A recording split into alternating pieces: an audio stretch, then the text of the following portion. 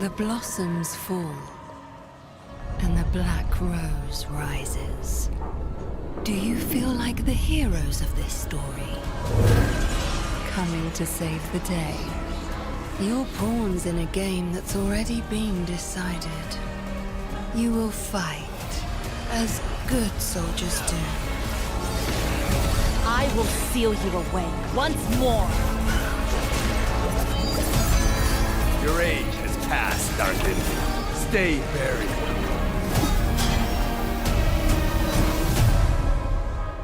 And you will fail, as mortals must.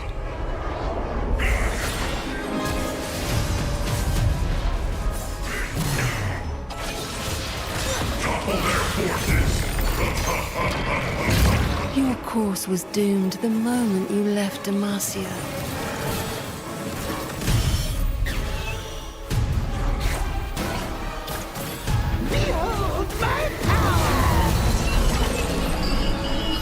And entered my world of thorns.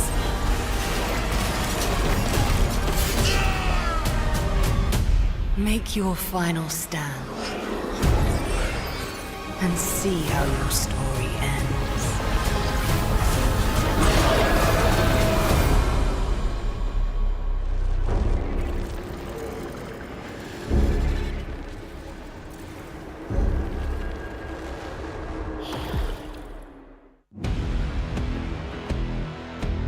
Go in for it, and here comes the steal between World Champ ยังมันจะมีpemisah ตรง dunia นี้ที่เวิร์ไฟหน้ามายังคงรอดชีวิตอยู่แต่ว่าไม่พอ Defended as well, and even full commit is sticking. Terminal, but they should try to look for a combo here. The dragon is stolen away.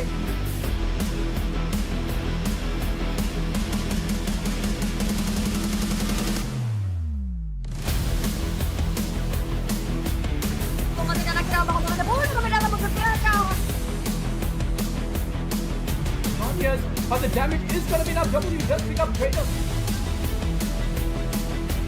You and Pikachu goes in, and here's the back set. At the below in HP, is going to be taken down by Sterling already. มันได้มาเรียวเด็กคุณไปเรียบร้อยชิปเปอร์ชันเข้ามาพร้อมชาโด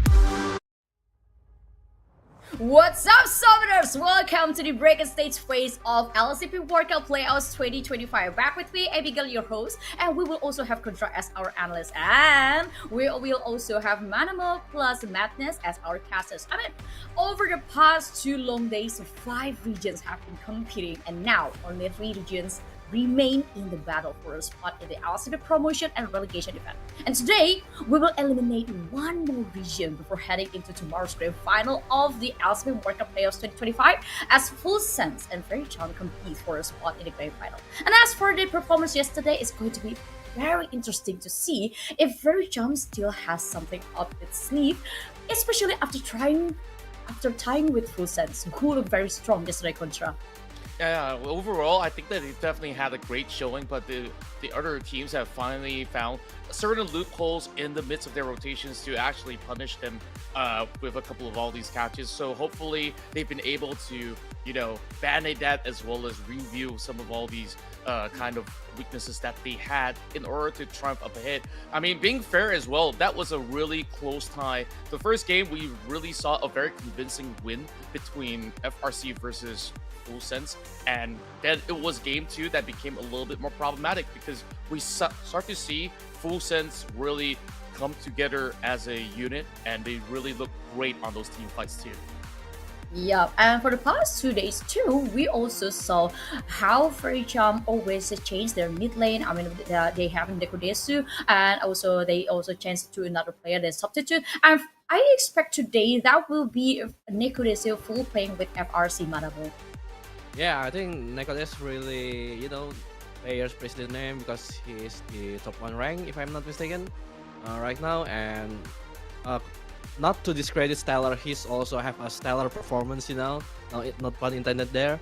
But I think Nicholas fits better with FRC composition and play style. That's why if Nicholas playing today, so there might be a chance that FRC can help Full Sense step going into the grand final to see the rematch against Inferno Esports. Well, that's gonna be very interesting. But looking forward for this today's matches between the Full Sense and also FRC, we will have something a little bit different because I mentioned it yesterday that we will have 1v1 set selection showdown. It's going to be a battle between the mid laners. So I'm very excited to see what kind of mid champion that they're gonna ban, or maybe which one they're gonna pick, Madness. Yeah, it's going to be interesting. Any 1v1 is always a fun thing to watch, especially against these two battling it out. Before you go into a best of 5, that's going to set a lot of the pace for you going forward in that. I'm really excited to see how it goes. And yeah, Nekodesu will be playing. And like Manamo was saying, I think they're a completely different team with Nekodesu in it. Like, they look so much better right now because I think that's why they're more comfortable playing those kind of compositions. And I can't wait to see how this 1v1 goes because the rules are also interesting about it. Yeah, but talking about those two teams, you also have a very interesting playstyle. I believe both of them also have some very, similar problems with their jungle. I mean, once their jungle being shut down, it's almost like over for Full Sense and also FRC to continue the game. And so I think that's going to be one of their obstacles. What do you think, Contra? Well, overall, for the lack of a better word as well, these junglers from both sides have played a little bit more of a supportive role into amplifying each respective lanes. And I think from the series that we've had, the very final series between IE versus Full Sense, it really goes to show that the junglers are willing to really give their life in some of all these team fights in order to get up ahead. But I guess we get deeper into that kind of talk because we got the tournament format on our screens. Yes, because we already finished the group stage, we're gonna move to the bracket stage, and this is going to be a single elimination, aka knockout system. A second and the third place from group stage play in the semifinal, and it will be Full Sense versus FRC, and winner faces the first place seed in the final, which is Inferno Esports. And both bracket matches we begin with a 1v1 set selection showdown, which is going to be very interesting as well. And all matches are best of 5 series using fearless draft. I mean, this is going to be very different. I believe the draft itself will be, much more collected with varieties. And I mean, we also gonna have a chance to see a cheesy pick maybe from each team. Okay, the Full Sense, Manamo, what do you think? Yeah, I think other than cheese picks, I think I want to focus more on excellence. He has been a great top laner. I can say so far he's the best top laner in this LCP Wild Card. So the matchup against Das in other side of Faerie Charm, Das maybe more of like utility top laner, playing Rumble, playing Sion. So I think the matchup itself in the top lane, and maybe, as you said, the draft, the cheesy pick on the top lane will decide this best of 5 series. Well, to be honest, after excellence, I would like also to mention Ite, because the participation and contribution of this mid laner from Full Sense is also pretty big into the team fight, Madness. Yeah, I think it is really, really good mid laner, and he has a good sense of how he's going in, especially the Annie that I saw him playing. Good Tiber's ultimate is coming in, good utility for his teammates. He's trying to flash in, trying to make those plays that start out the fights for the engagement, and we're going to get to see him in action in that 1v1 against Nico Disney. So this is going to be interesting to see how they started off, and yeah, these teams are going to clash pretty nice. And best of 5 village draft, right? You're going to go very deep into your champion pools. It goes deeper along the competition, and that is where it changes. Like you're saying, the cheesy picks, you're going to have some of those hidden tricks that they haven't revealed so far in the tournament. Yep, and I saw lots of the differences between the playstyle from Faerie Charm when they have Stellar and also they have Nico Desu, but I would like to know what Contra thinks about the difference between these two players in Faerie Charm's effect, and also which one you prefer most. I think like both styles are pretty unique to their own. I wouldn't say which one is better than the other, but Nico Desu definitely shows a lot more proactivity into visiting the side lanes, and there are certain picks that he actually goes for that can actually benefit the team in the form of team fights. And there are also picks like the Aurora, which you saw increases the kind of tempo of play, whereas once we actually get the style that Stellar plays, a little bit more of the traditional mages that we've seen, like the Aria, so it still amplifies, pick-up potential, but I just think that Nico is just a little bit more proactive in that sense. Yeah, but I think that should be very more interesting because those two teams, whoever wins this series, will face Inferno Esports. I mean, Inferno Esports yesterday was only lose one game against Full Sense, and they stand very strong on the group stage, and I believe this is going to be kind of a rematch for Inferno Esports if they have a chance to meet Full Sense again in the grand final, or it will be another practically like a mechanical playstyle with Inferno Esports versus Faerie Charm. What do you think? Yeah, I think Inferno Esports showing that they can bleed against Full Sense, but overall, like they play with Crimson and Celeste, both of these two mid laner, showing that they can fit the team well, and maybe it can add a variation to their champion pool. Yep, and for today's schedule, we only have one match, which is a Full Sense versus FRC, because today Inferno Esports will be waiting for today's winner to join them in the grand final. This is going to be a very good time for Inferno Esports to track what kind of drop in best of 5 series from Full Sense and also FRC, which kind of pick that they want to do for tomorrow. Because if you play at a best of 2 series and a best of 5 series, this is going to be a very different draft of pick session, the madness. Yeah, it's definitely going to be, and more importantly, they get a day off, right? They get a day to relax, as well as that they can, from the comfortable homes, watch other teams play, use their strategies that way, and then we're going to see them playing out in best of 5, unlike just the 2 games in the series that was done during the group stage. So I think this is them having that advantage, and they deserve that advantage given how they blazed through the group stage, only dropping that 1 game in the last series that they played. So that's the advantage you get for hitting that final stage earlier on.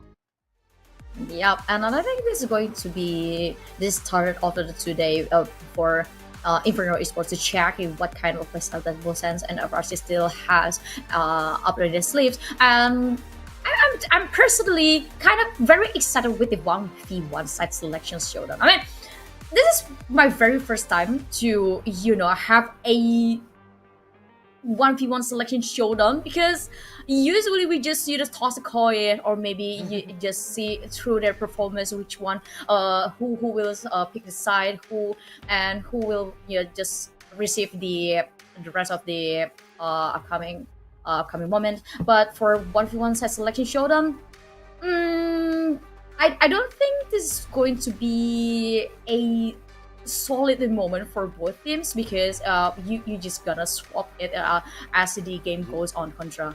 Well, if you ask me, this is the best way to do it. I mean, like, teams always have that kind of ego. It's like, my mid laner is better than yours. No, mine is actually better. So you get to sort and also build up a little bit more of that mind games heading into the series. And this has become the tradition of the LCP. This is exclusive for the region. You know, like no other region actually does it our way. So I think that there's definitely a beauty in it.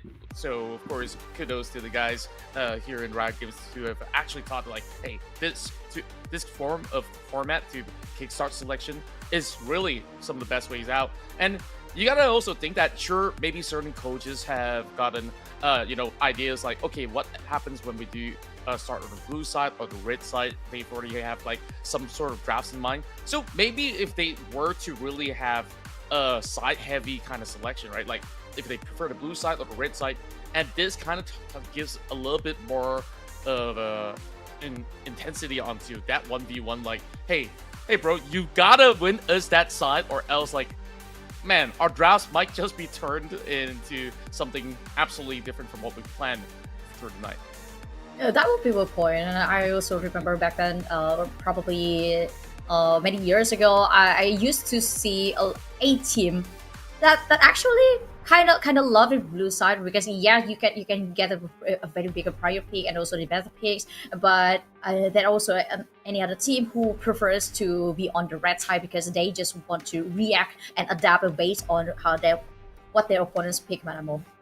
Yeah, I think in this tournament, actually, the red side is a little bit more popular. We saw how teams playing on blue side, and they were the one who reacting, counter drafting, and just responding, because you got the first pick on the blue side, but the red side got a second and third pick, got a 2 pick in a row, and they got the last pick also. So I think if the teams either Full Sense or Faerie Charm can utilize this momentum and pick, I think, the first game, because it's gonna cement it who's gonna be on the top, at least from the draft itself. But let's talk about which one you prefer, Madness. Would you pick the blue side or red side? Honestly, I have always had a preference for blue side as well, but most teams in my region at least do prefer red. Like Man was saying, red is what they prefer. They like to do that counter. You said they get 1 pick, but you're getting 2 picks at the same time, so you can counter like that. You had the last pick where you can get your counter pick for yourself, so that's a nice strategy to go in. Blue side is if you have that one champion you just really want to lock in earlier on, if it just makes it past the banning stage, and you can get that advantage for yourself. And I think if teams have hidden tech like that, maybe in the third or fourth, even the best of 5, that's where the blue side starts to shine really nicely. Yeah, and I think that kind of aligned with the performance of Full Sense, because as far as I saw their performance in the last 2 days, they played better on the blue side. What do you think, Control?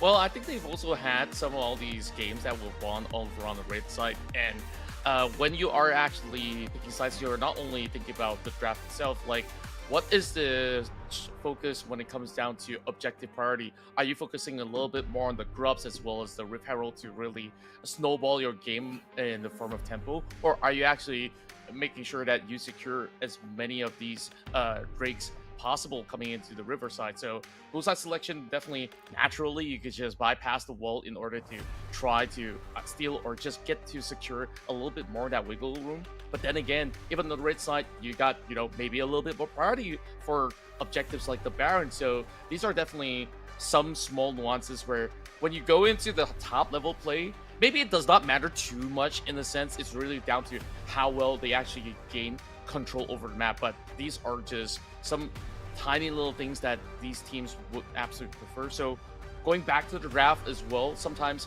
if you're playing on blue, maybe you have some really cheeky strats. That's where you really get to flex your ideas, like coming with 2 flex picks, and then you can just do some switcheroos.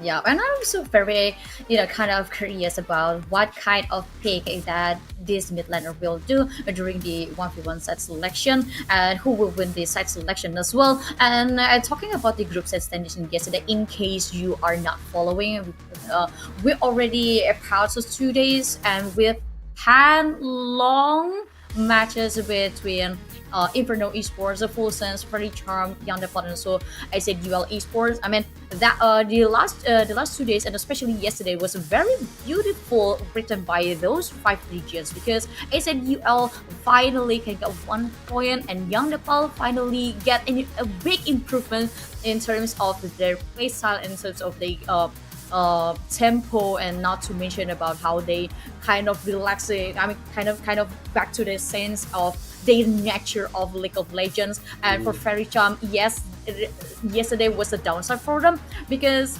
I mean, all of us would agree that the top three will be full sense, aka the Thailand and also Singapore and Malaysia, and then not to mention the Philippines.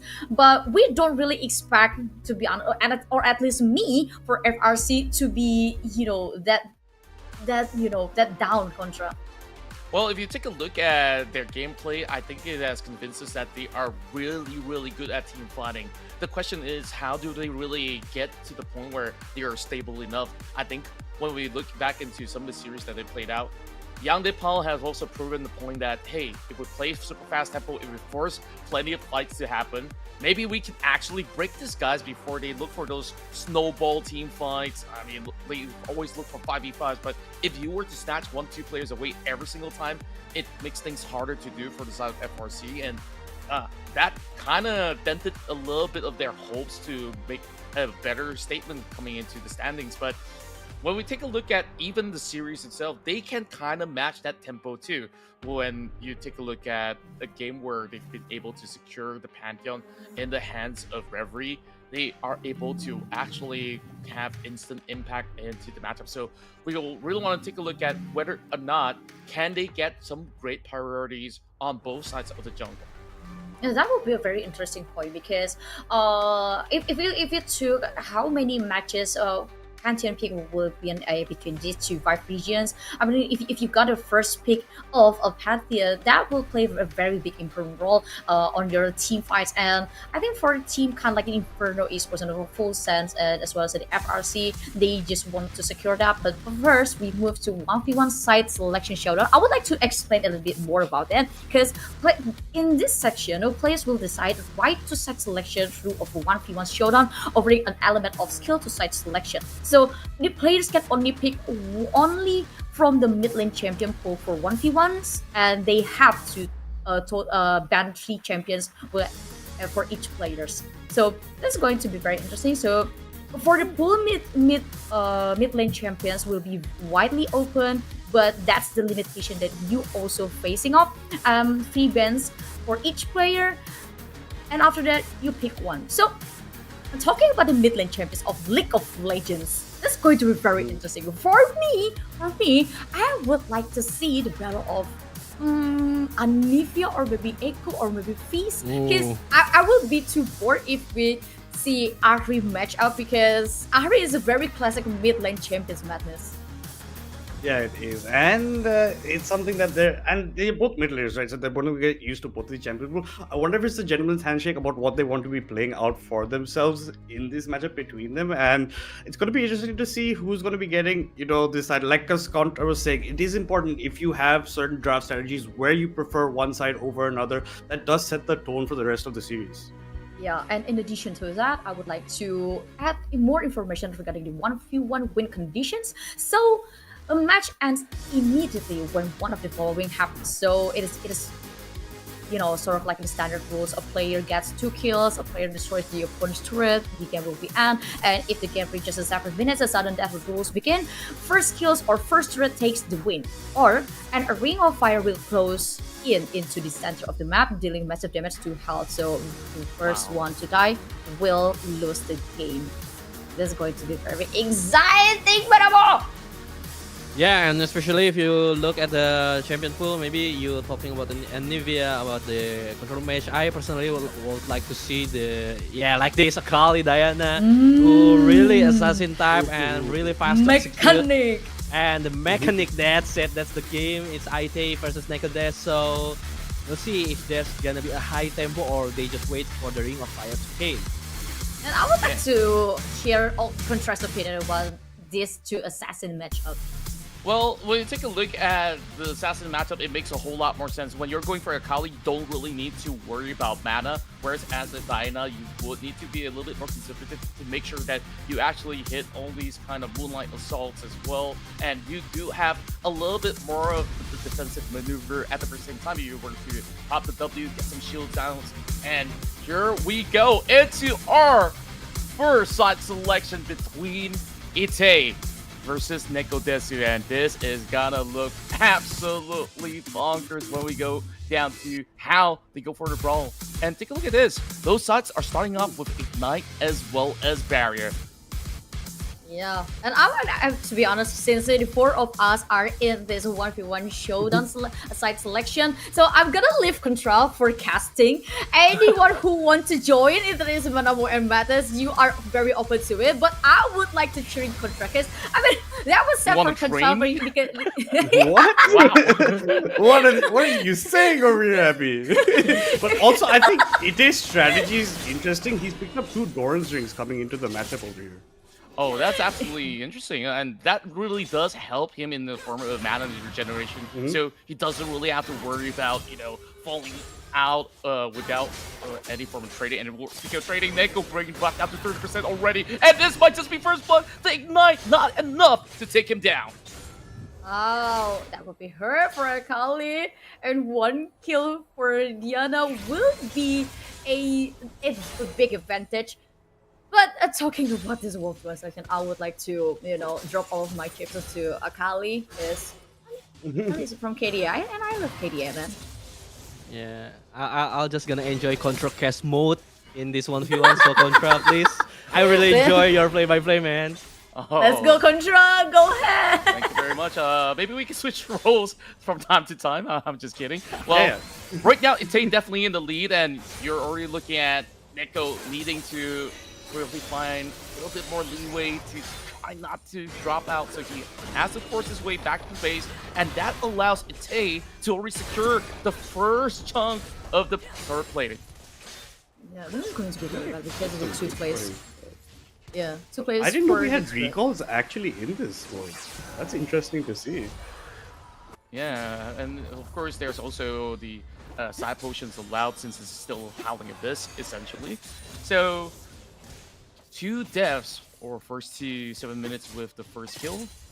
Now Nekodesu, he's already lost a little bit of that plating, so he cannot afford to, you know, be a little bit more passive. I think in that certain situation, surely he does not have any form of advantage up against Diana, but he came back coming out with the Haunting Geist into a Landry's later on, so I believe that could actually give him a little bit more an edge in the front of folks, but I don't think the Diana wants to really draw it out.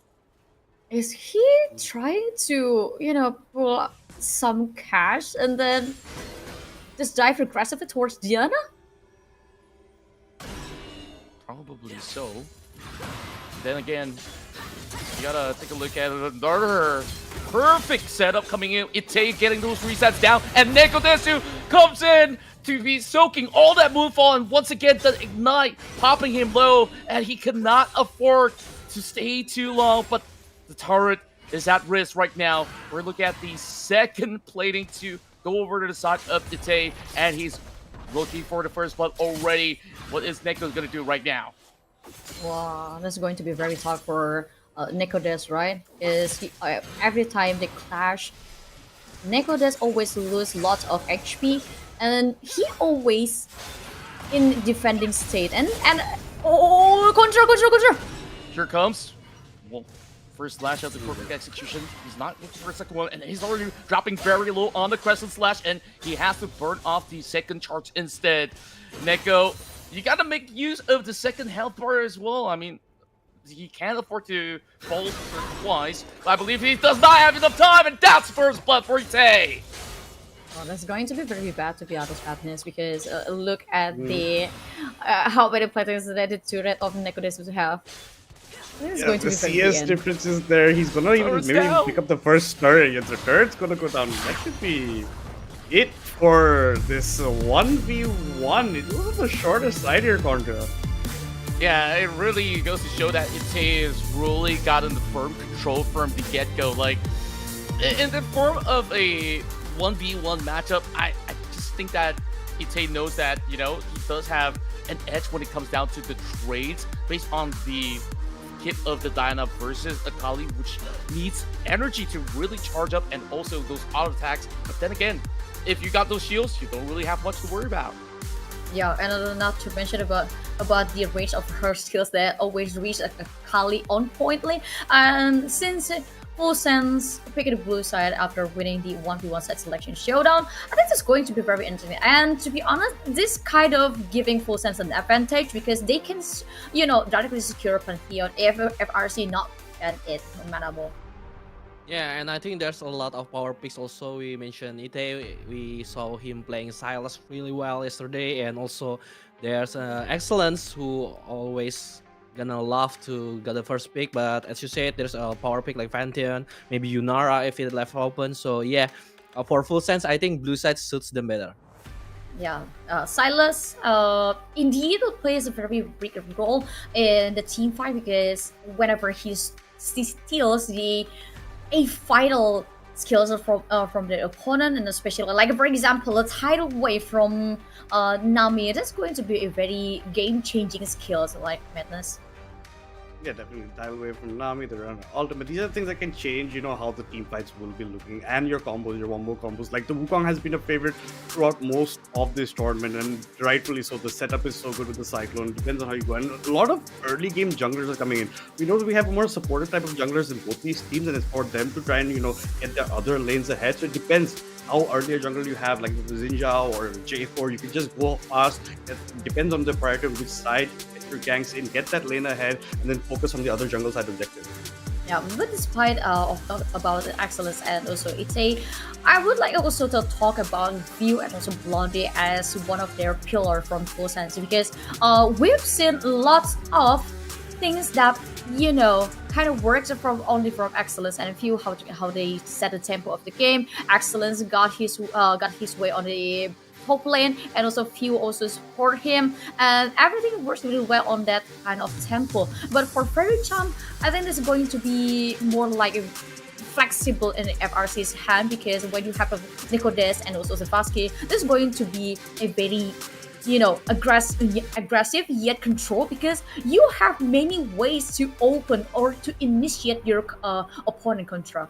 Yeah, there's just so many adaptations coming in for not only FRC but also for Full Sense altogether. Because you talk about a potential of a carry jungle. I think Full Sense back in the last series that they played out up against IE, they went for something like a Viego. So it really shows that hey, they can actually go for these kind of pickups. And also, mind you, I remember there was also some points where Full Sense could also pick up something like a Lee Sin, which is a very early game centric kind of style that can basically maybe give them an edge. Going towards the side of FRC, we've seen a lot of Nocturnes being played out. We've seen a lot of Wukong. I think right now, in the best of 5, you can't afford to just go in stock standard because maybe in a certain type of drafts, you might actually see those coaches say, okay, we will never ever let, say, example, Lee Sin to ever get through.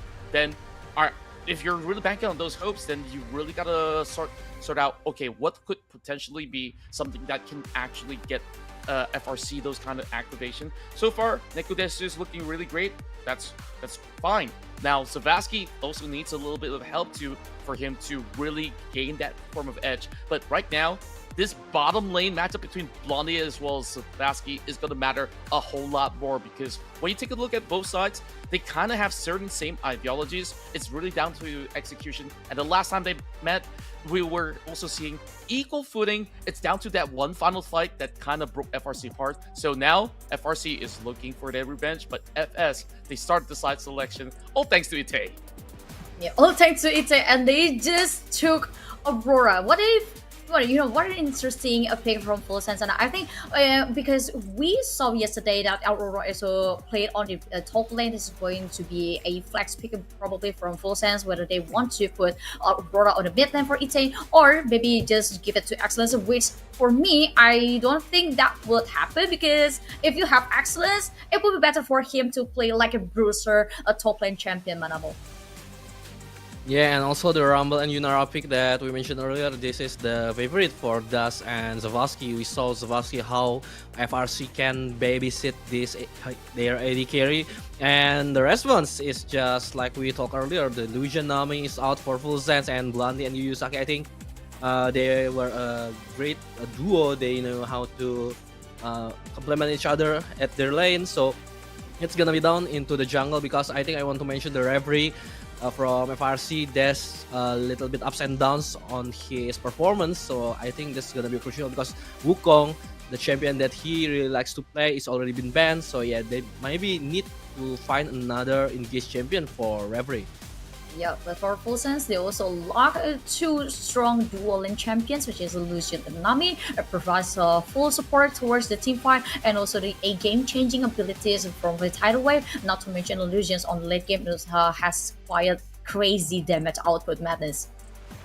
Yeah, it has a lot. That bot lane is a very strong lane. It's one of the oldest kind of combos you have in the bot side, right? With the Lucian and the Nami going for yourself. I like the Nautilus pickup coming because technically right now it's technically a flex pick because it can still go jungle wise, right? Just giving how the patches are, and that is what is making it easy. I never thought I'd say Nautilus is a flex pick, but here we are. It is going to be flexing there. The Silas and Orion run makes sense. You're denying at least one half the combo of the Nocturne Orion in case the Nocturne does come in. The Silas prevents you from stealing ultimates like the Aurora or whatever you're going to pick up later. So I think the draft is going fairly nicely right now. Yeah, fairly nice. And also for FRC, they've banned the Silas. I think this is a very good ban because FRC, I barely seen FRC play with Silas, but you indeed know Ite is very good with Silas contra.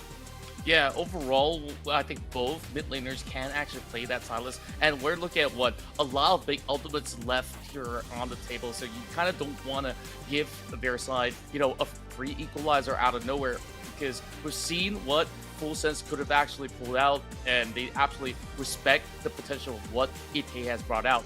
Now, it also goes to show that FRC has got such a good read that, hey, that Aurora probably will be flexed anyways towards the top lane, so they will just double down, secure the Galio for Neko Desu, and now without that Silas, they don't really have that kind of matchup that is too worrisome over the mid lane.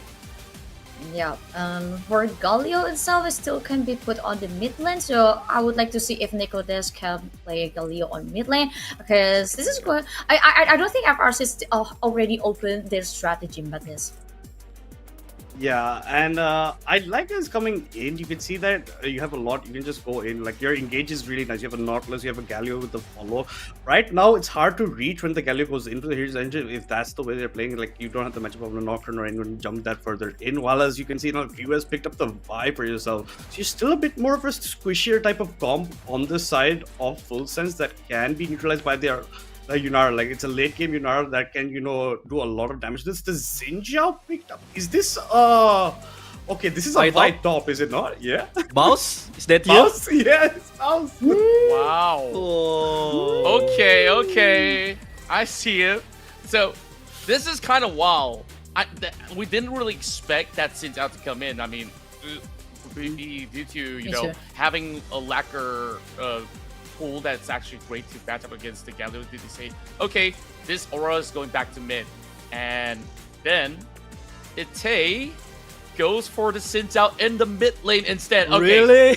I think like this is great because if you think about it, this forces that Galio to actually build a little bit more of the armor, and you will kind of have one less carry on the side of FRC, which is why Reverie, he was like thinking, okay, now I need to go for a carry, and finally we get to see him unleash his Kindred that was being played back in the Thailand's Cup as well.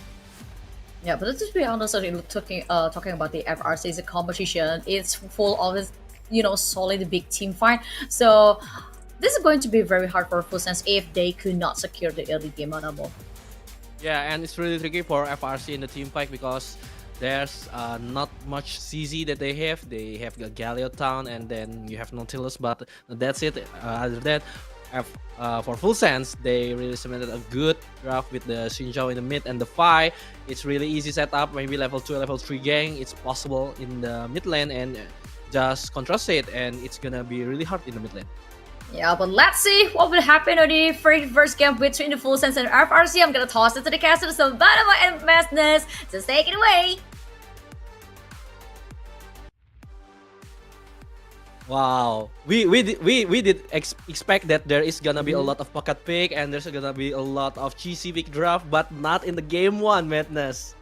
It didn't look like it. When we just saw the Zinja pick up with the vibe, we thought, honestly, like me and you had the same thought, it's going to be like a bow stop side collector vibe we're going into that. But no, it goes for the Zinja, and it's a good point by Contra. Now you can't just go the Hollow Radiance on the Galio earlier on. You have to build some armor. It delays your build by quite some time, and the Zinja can be useful in these team fights, can block a lot of the range of the Yunara with his ultimate in fight. So, and it's hard to catch up onto him. So this is just game one of this best of 5, and already the draft is looking so spicy.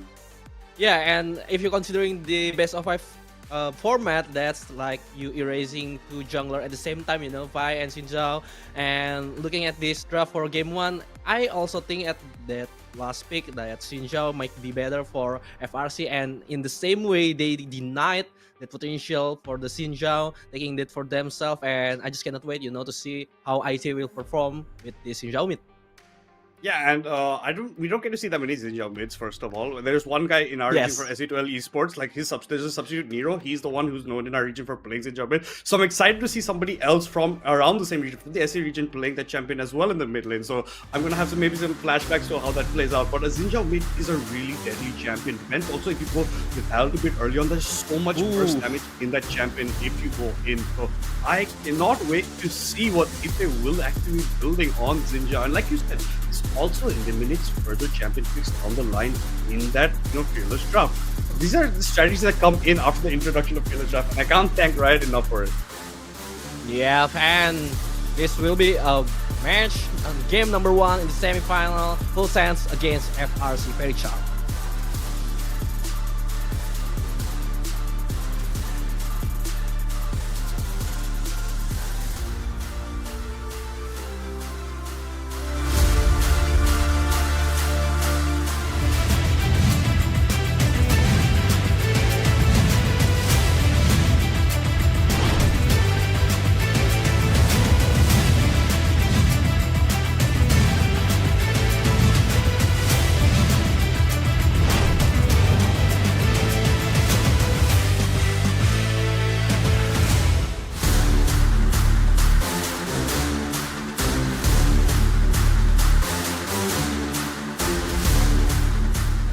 Game number 1 in the semi-final, Full Sense against Faerie Charm. Already there's a surprise pick from the side of Full Sense itself, but Faerie Charm got what they want and their comfort champions, and we'll see Madness who's gonna prevail in this game number 1.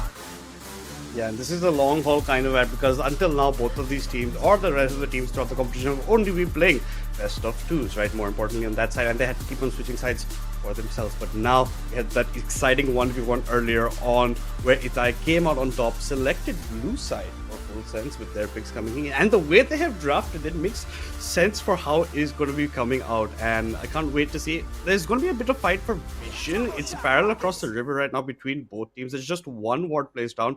Excellence is waiting a longer time, and you can see Fuse just hiding in the bush, maybe fighting if you can go in, and Itai has gone for the Conquer Zinja mid. From what I've seen, when I've seen maybe Zinja mid players, I've seen a lot of Halo plays, but oh, look at this, there's a invade coming in from Faerie Charm.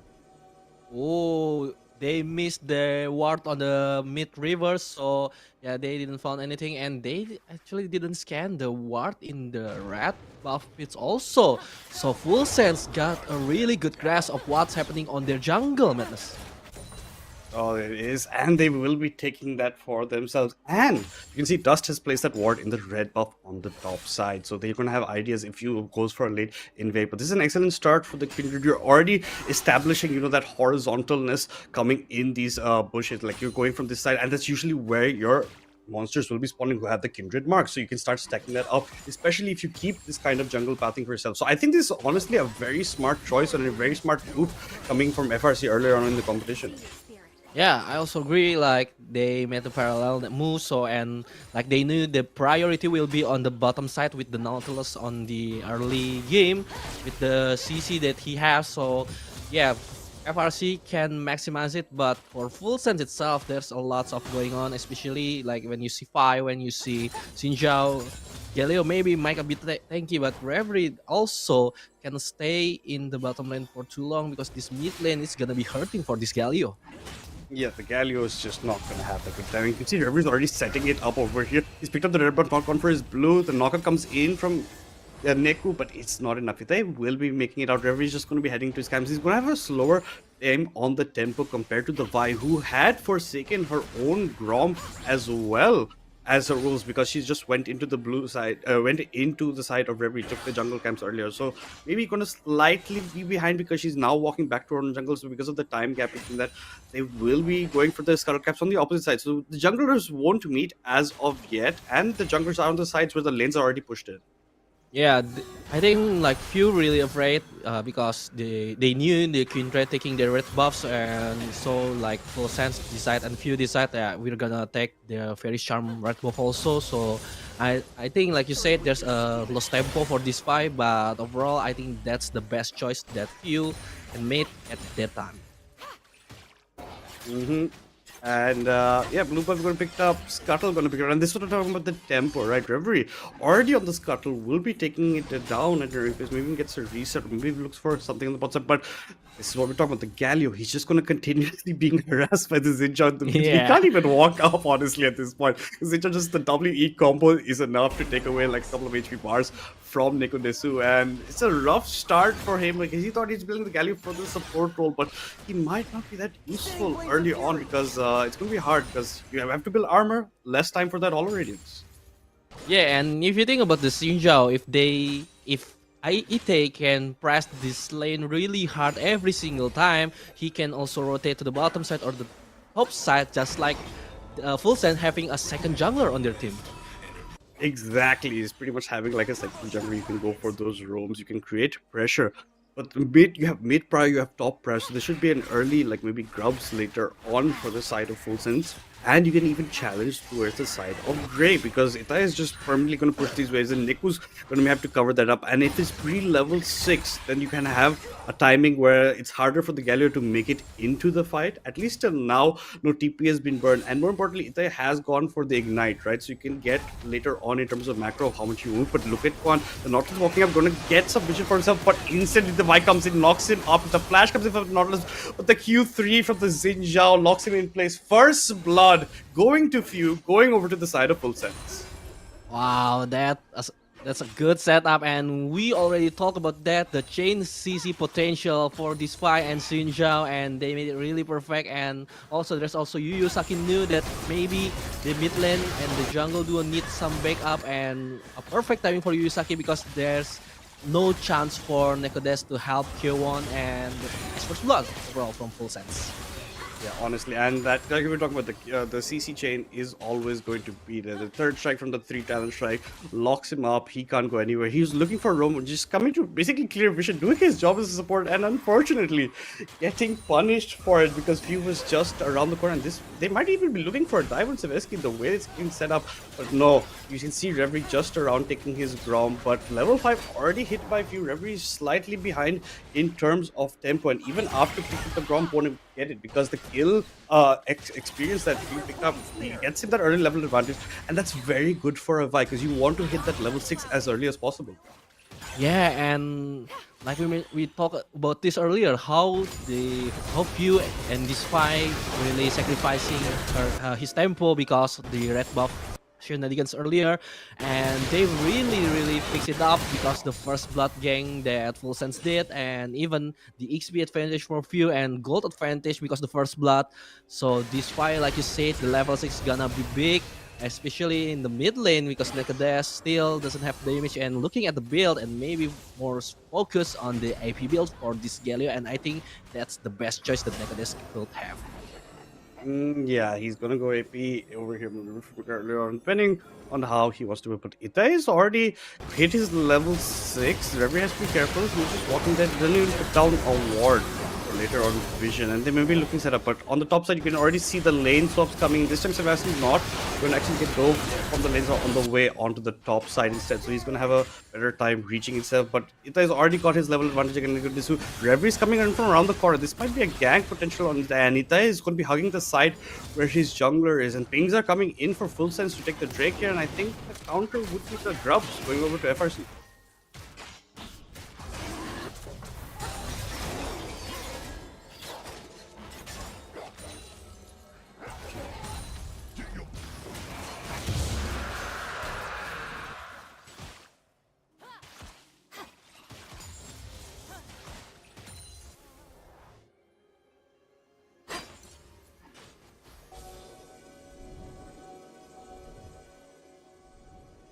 Yeah, exactly. The timing is very important over here. The Grubs still have time, and you can already see they're moving up to neutralize it. Only Lucius left bot side. The hook does land from the Nautilus, connects directly onto it. Here comes the Galleon with the hero's entrance, but it might not be enough. The damage is that the ultimate was popped into like 3 members as well, and one by one they're falling. They're trying to battle left. Seveski, not much HP left, dying to the Ignite as well. That's the Xinjiang coming in fact.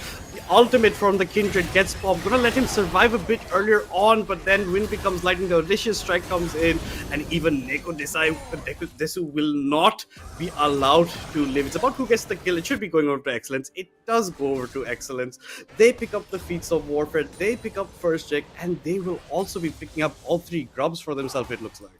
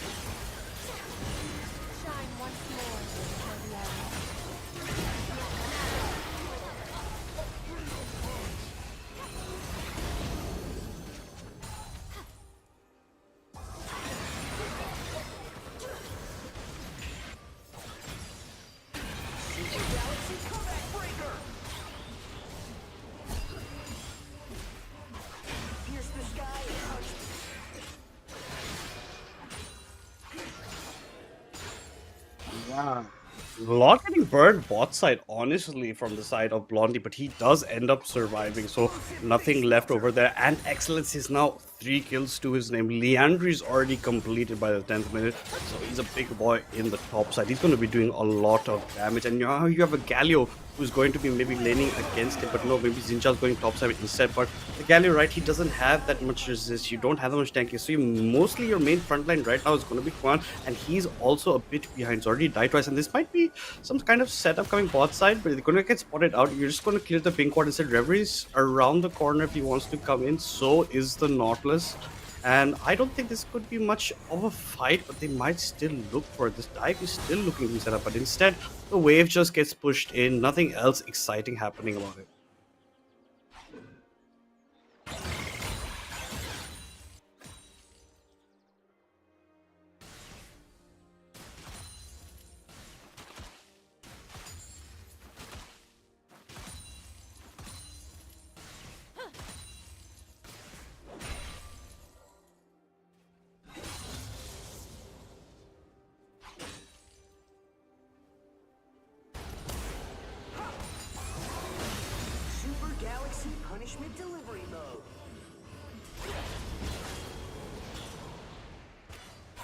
Yeah, there is no safe space for them. They're already fairly behind by the 11th minute, and Dust might be the next casualty in this matchup over here between them, because oh my god, over in the bot side, you're gonna get Dust getting jumped onto. He gets killed instantly. There's not even much time to even get to turret shots off onto anybody, and more plating. Yeah, and yeah. You get more platings, you get everything for yourself, and Dust is not having that much of a fun with the Rumble. Top side, everybody's going to be going for those camps. That's started out pretty much by him going for that earlier invade on the bot side, so now he's always going to be trying to be permanently in the jungle. And what happened to Dust might happen today on the top side, because the TP is coming in, but the match TP as well from Excellence on this side. Nekodesu against Itai, the 1v1, Itai comes out on top, and here comes Aurora, a lot of damage. The Kindred ultimate going to save Quan for a couple of times, but Reverie actually steps out of it. Quan ends up falling down. The Nami tidal wave comes, only catches Sevaski. Can they do more damage to him? The bubble gets dodged by him with the dash as well. The ultimate is popped by the Dinar, but the damage is not there. Like we talked about, he does doesn't have the items. He's anyway just going to end up burning down. One more auto would be enough, but no, Sebastian gets away. The barrier gets exchanged for him. Now Dust is the one who has to run. Does he have the distance? Does he have the spacing? He doesn't have the HP. The damage is there. Excellence goes unstoppable. And what looked like maybe a good dive setup for FRC earlier on completely changed on its head by Full Sense. And they even pick up their Drake of all things.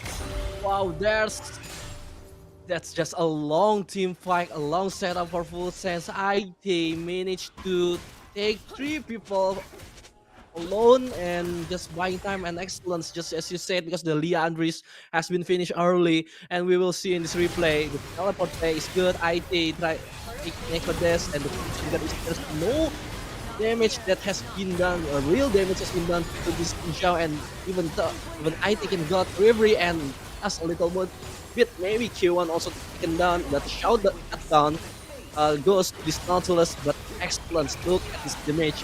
Even though the equalizer is good, Uyosaki has been burned, and one more kill, one more protect, just like as you said to Slasky, the barrier saving this Yunar's life, but now with this Rumble, there's no tanks left, no gas left for this Rumble, and last few also got the Ocean Drake, so it's a really huge win for Full Sense.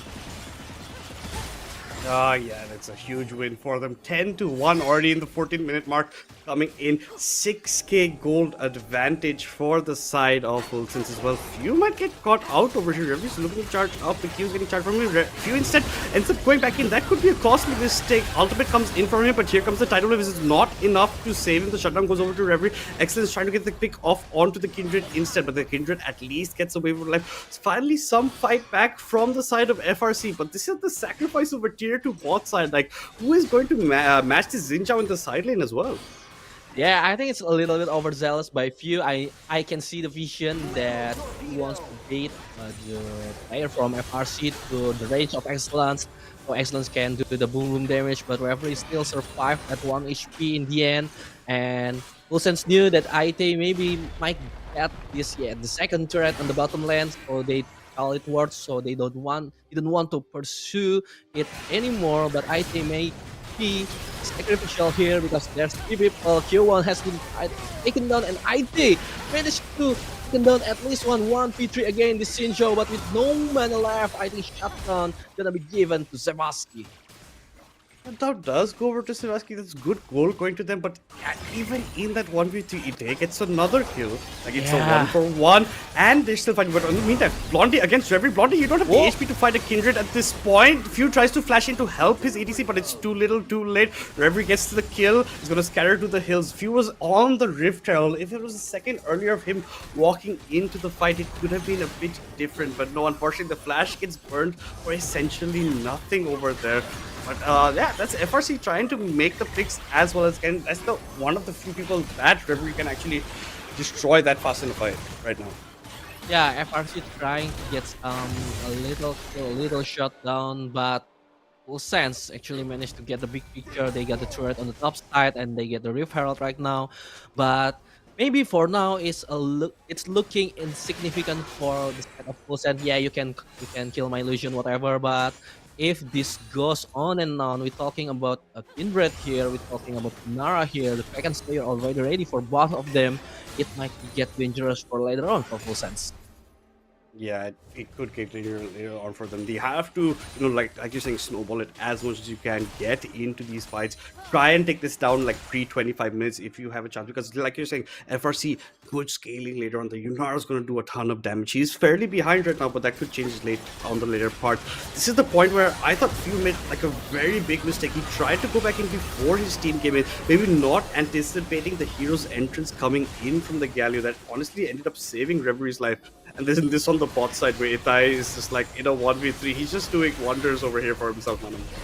Yeah, and Itai still managed to get one for himself, but the shotgun actually that really hurts because the gold is gonna be cashed out to Yunara, but for that we have another team fight. Reverie got taken down, the Gatling, the calling is really hurting, and the equalizer just forcing Full Sense to back up, but no for IT. They want to fight this, thus in the bottom side and the top side, Galio, Nekodes just try to use the hero's exit because they can entrance this team fight full sense. If they stack as a team, and it's really hurting for them. Nicodemus try to survive, and full sense knew they don't need to push the issue because in 40 seconds the third Drake, the soul point, is up for them to take.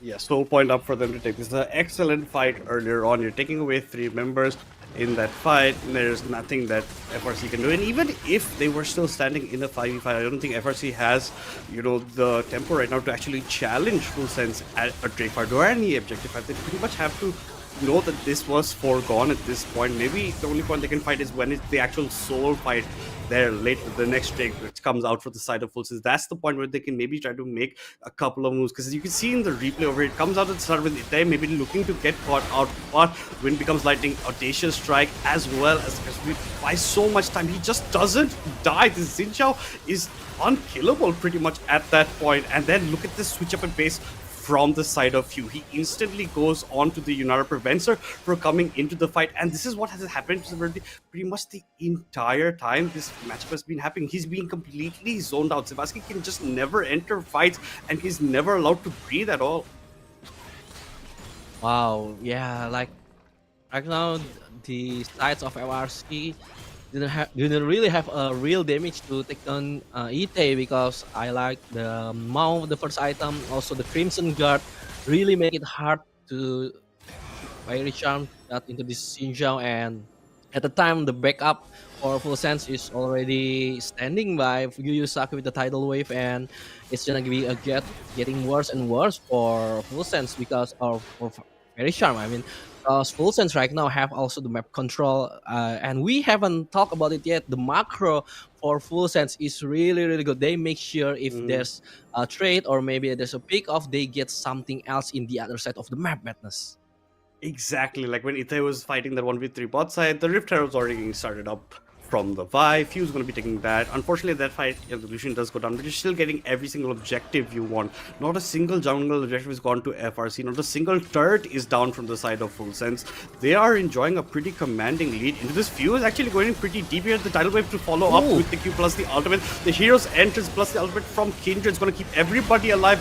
But for how long can they live? The Vi gets sacrificed, but I think everybody else from FRC should be going down. Revity just about surviving. The last order from the Aurora gets the kill, and who's joined the fight? It's going to be Dust. The Dust enters here and he's instantly evaporated. He can't do much. Desu does a last-ditch effort to do something, but I think this is maybe at the point where FRC maybe have to start thinking about Aim 2 with the kind of pace that Full Sense is setting. Yeah, and I think what Faerie Charm has done is just they see opportunities, they take it, whether it's good or bad, or they ready or not. And like Full Sense, they just setting up trap on the red enemy side red buff, and they're ready for it. And the plus side from FRC is this Yunara already been giving damage to Full Sense. That's maybe the lack of hope for FRC, but on the other side, it's already 8,500 gold lead for Full Sense. So this Yunara alone, I think, is not enough, because we see like few, maybe like every set, and yeah, it's only few, but either way from behind, they did not expect it. The times respect actually stepping few, giving him a little bit more time, and teleportation from Dust is just unfortunate.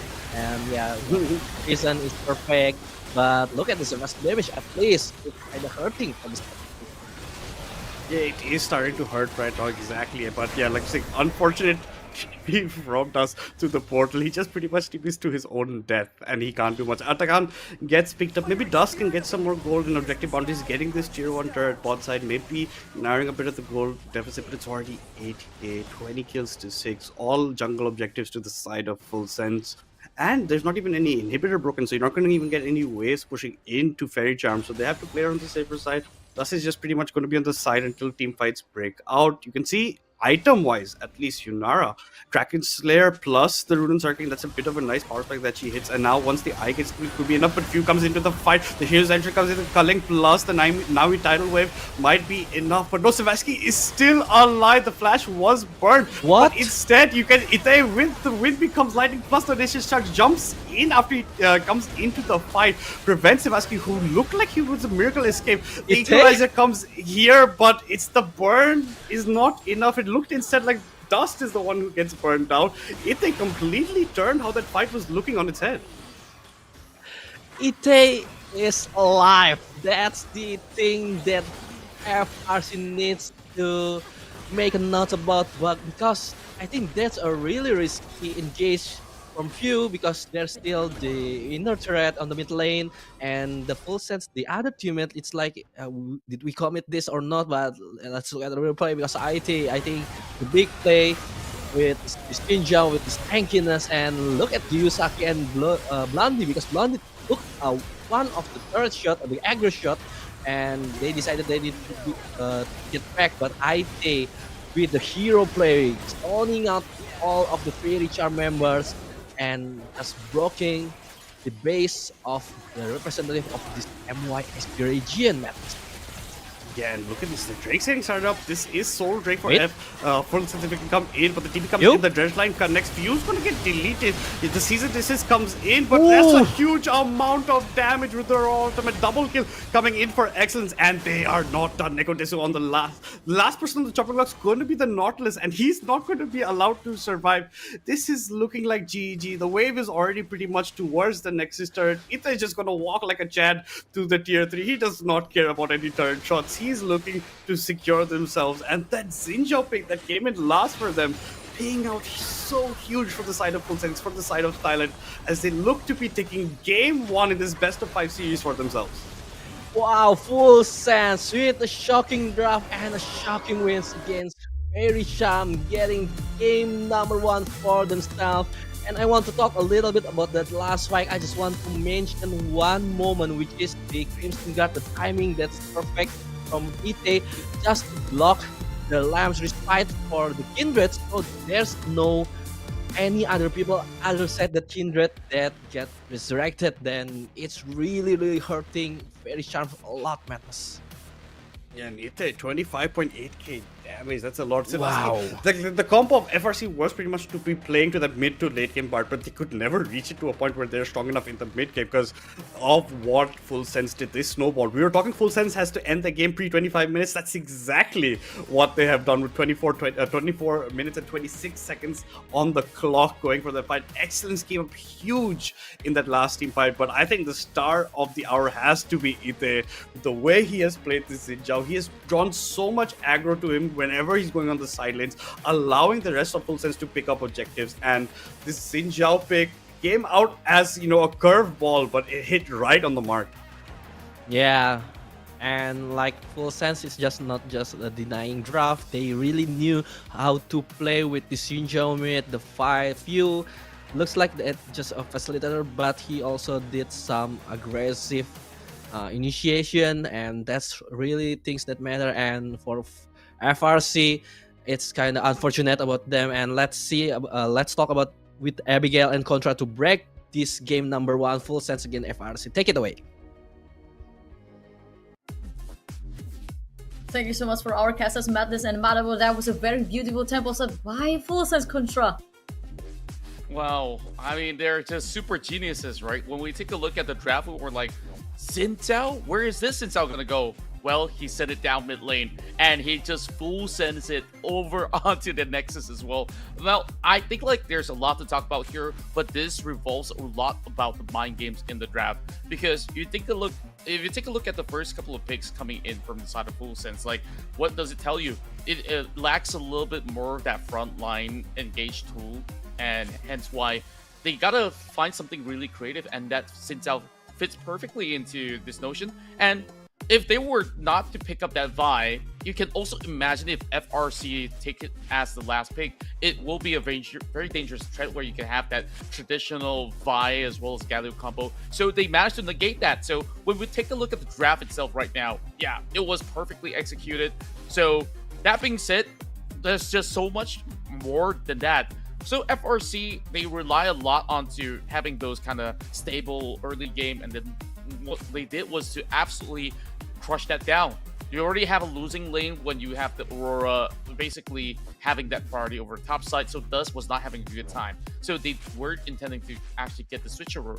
Even so, they've already picked up that Nautilus, hoping to actually flex it onto the other lanes as well. Like a potential jungle Nautilus is definitely kind of in the books, but they didn't really win with that instead. So naturally, you get those out trade situations, and this was one of the instances where it was FRC that comes in with that engagement, but that collapse coming in from Ite found so much value, and on top of that, Reverie kind of opened the out, bought a little bit more time for him to survive. So it wasn't the best of situation. That first dual win for the side of Full Sense have gotten them snowballing. Yep, and that showed us that since opening it kind of ruined the FRC's tempo. Yeah, overall, I think like you talked about that tempo as well. I mean, you can see how this actually adds up. If we were to actually slow this one down, it definitely goes to show the value of this Nami pick as well, because when we saw this sequence, Savasky was hoping to really trade back, and then there was just that back and forth where we have Excellence surviving all the brunt of damage and still have been able to still find the mark and allow this flash play to happen and eventually get another shutdown towards FRC members. Yeah, and not to mention that FS also turning FRC's top lane to dust, it opens even more opportunity for FS. Yeah, true enough. And then you got so many beautiful tidal waves coming across. And then when we take a look at the situation, I mean, they were already funneled into their own jungle. And what makes matters worse is that if we were to actually take a look at the other side of the coin, he went in with the Hextech portal and he got punished because he was already late to the scene. There's definitely no necessary need for that. And the team fights, it was beautiful. I like how, you know, the Madness have also pointed out that Ite, he loves to draw that attention. He loves to cause chaos. He just went in for that dive. And just like that, they opened so much space for the Rise of Full Sense to really garner control in every single fight. Yeah, and I think that one of the most performed in this game is UU as well. I mean, look at the beautiful tidal wave. Yeah, there's just so much that UU has been able to offer, right? Like those good bubbles, the good tidal waves. You're absolutely spot on, Abigail. I mean, like it's been looking pixel perfect so far on how Full Sense have been able to dissect that composition coming into FRC. So, you know, this is one draft out of the way. We're still in fearless draft mode, so we're not going to be seeing a lot of champions by game 3 onwards. So game 2, they will still have a couple more surprises on this thing, maybe.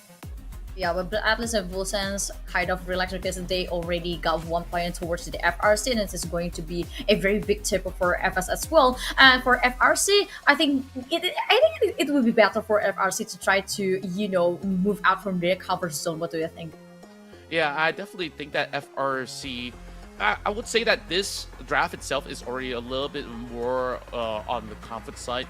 If they should actually move into something that is, you know, out of the box, I can't exactly figure out what exactly would be the case. Where are we looking at maybe flashier plays coming into the bot lane? Are we looking at maybe playing around Dust? That could be maybe some kind of ways that they would try to work around with, because so far Dust did not manage to get any priority in a lot of all these matches that they played out. That so much so that even Full Sense, they set up those dives over the side lane just to punish Dust even further.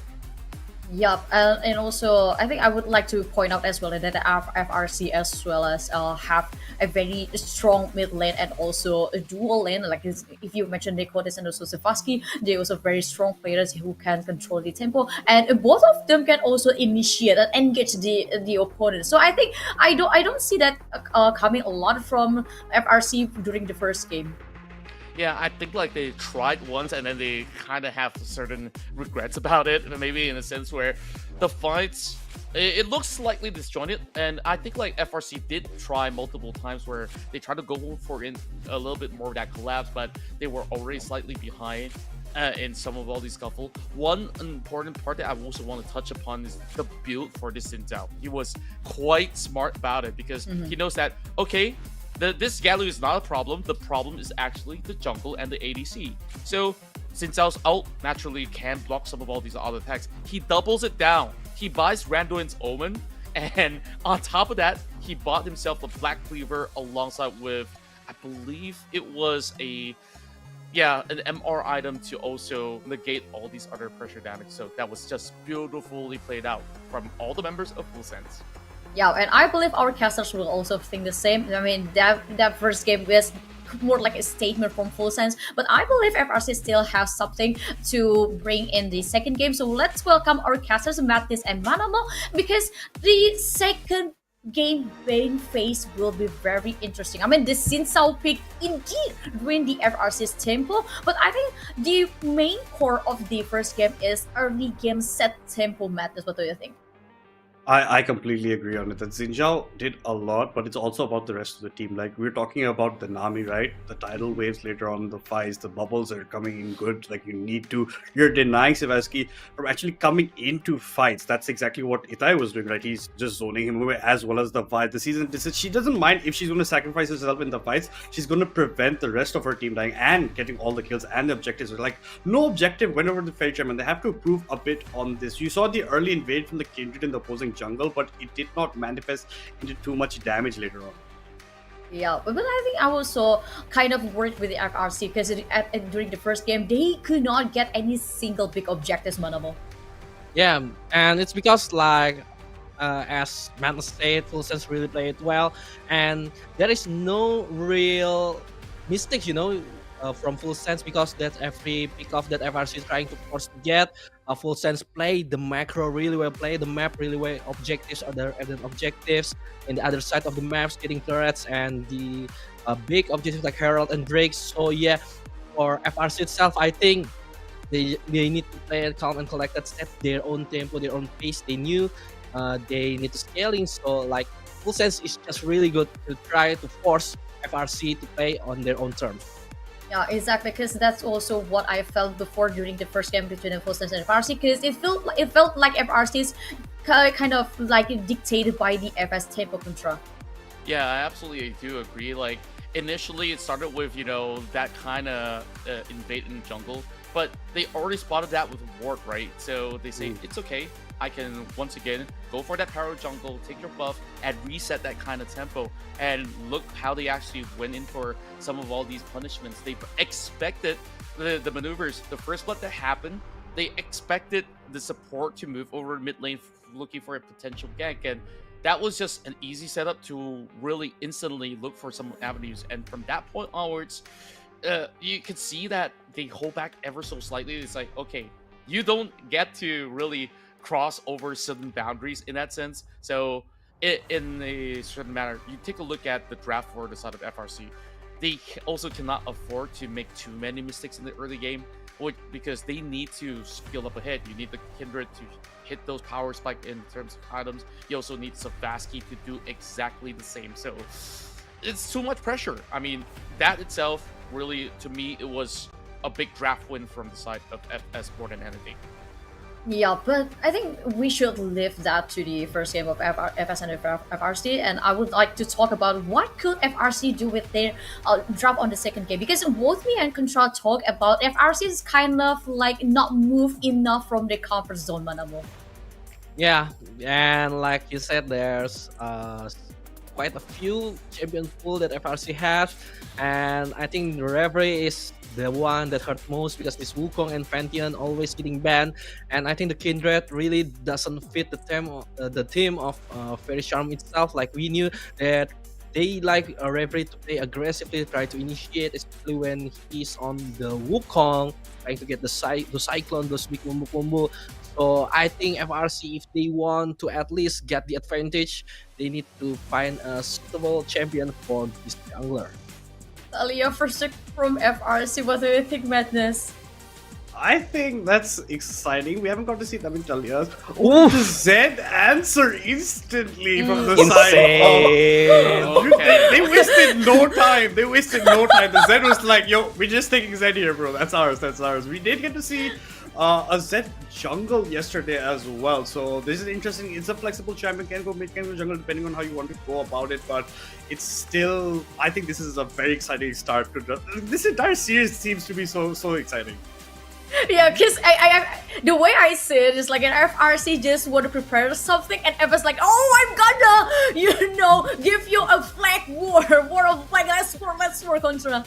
Yeah, and it's going to be all-out warfare, right? When we take a look at the kind of pickups as well, this is also the very first time we're seeing a Caitlyn in the Summoner's Rift. So I kind of understand why. I mean, you get to at least wiggle your way out with the E to maybe juke it out. But we finally get the Bard back on track in the hands of Killone, something that, you know, is semi-comfort. If you take a look at Nekodesu, probably has not really shown you the cards of a Talia, but back in Thailand's Cup, this is also one that is very comfortable with, so he can actually have a little bit more say, a little bit more impact. You can already see a little bit of an ideation of putting the members of FS on the choke point in order to have an edge in those team fights. Yeah, but I'm afraid FS already have a very solid duel in Manamo. Yeah, Faris and Karma, you know, the oppressive bottom lane, the aggressiveness, and Caitlyn Bard. I think the Bard is a little bit more preventive, you know, the death mark that will come from Zed later on, and the chain of corruption. So there's a lot of counter that FRC can set up, but I think, yeah, with Zed, Faris, and Karma, aggressive is the main theme of this draft for Full in the game too. Oh my god, I love this drop, and I could not wait what kind of any champions that these two teams will pick against the Full Sense India trying to start a war towards the FRC Contra. Yeah, they definitely want to start something, so you would expect Full Sense to come in retaliating, right? But what exactly are the answers right now? They're already looking to dwindle down the pool coming in from both the top lane as well as the jungle. They have definitely respected, you know, the powers of excellence. He looked great on the Renekton before. He's looked great on the Rumble. I mean, Rumble has already been picked up back in game 1 already, so that's not going to be available here in the Fearless draft. No Trundle as well. So, yeah, it is looking rather iffy on what is still left out here in the pool. So, FRC, one final ban, and I believe they could actually double down to just take out another pull over the top lane, so to speak. Yeah, it could be, but I think FRC could pull another ban for any champion who could, you know, ruin the top lane or duel in Manamo.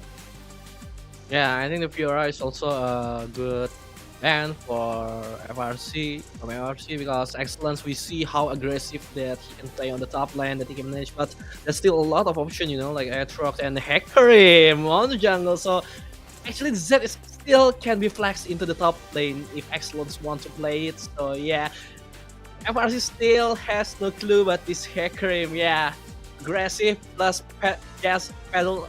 Oh, it's just gonna be absolute massacre. Just such a chaos, man, from Full Sense. Yeah, chaos and madness for Full Sense, but this Gwen pick could be interesting too, madness.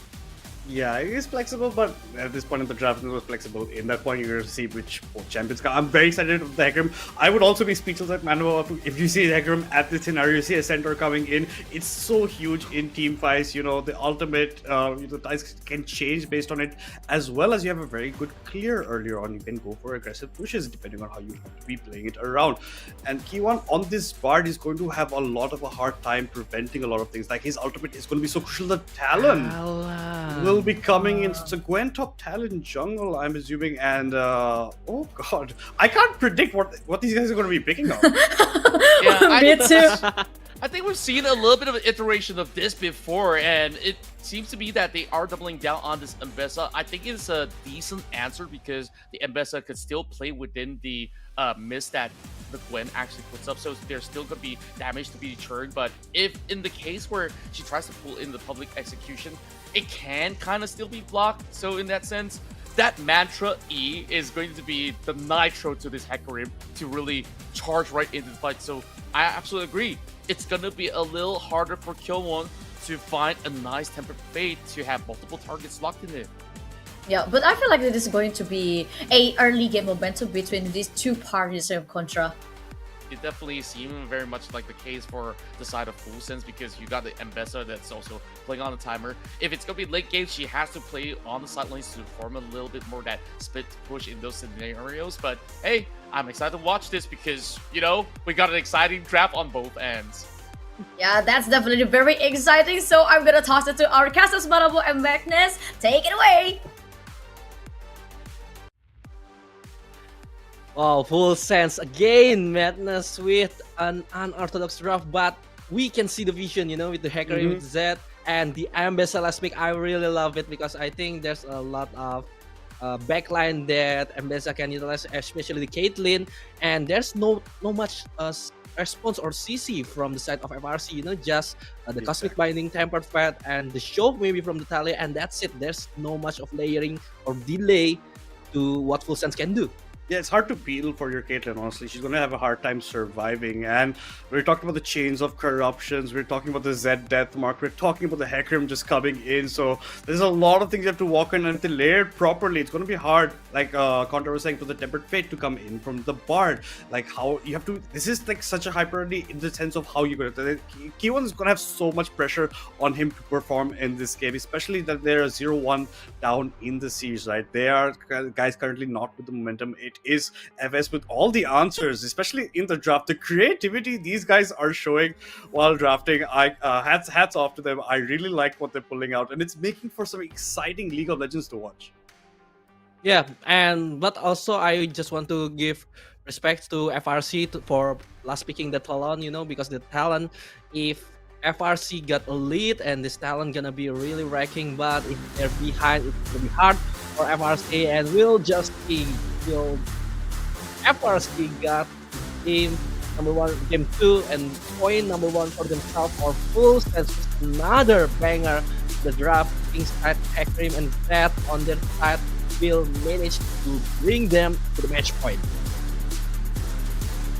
Yeah, I'm not quite sure how well FRC can answer back after that game 1. It was a lot of domination onto them, and now it is up for the chance of them to make this series 1-1, make it a bit more of a competition. Hopefully, we will see what happens in this game.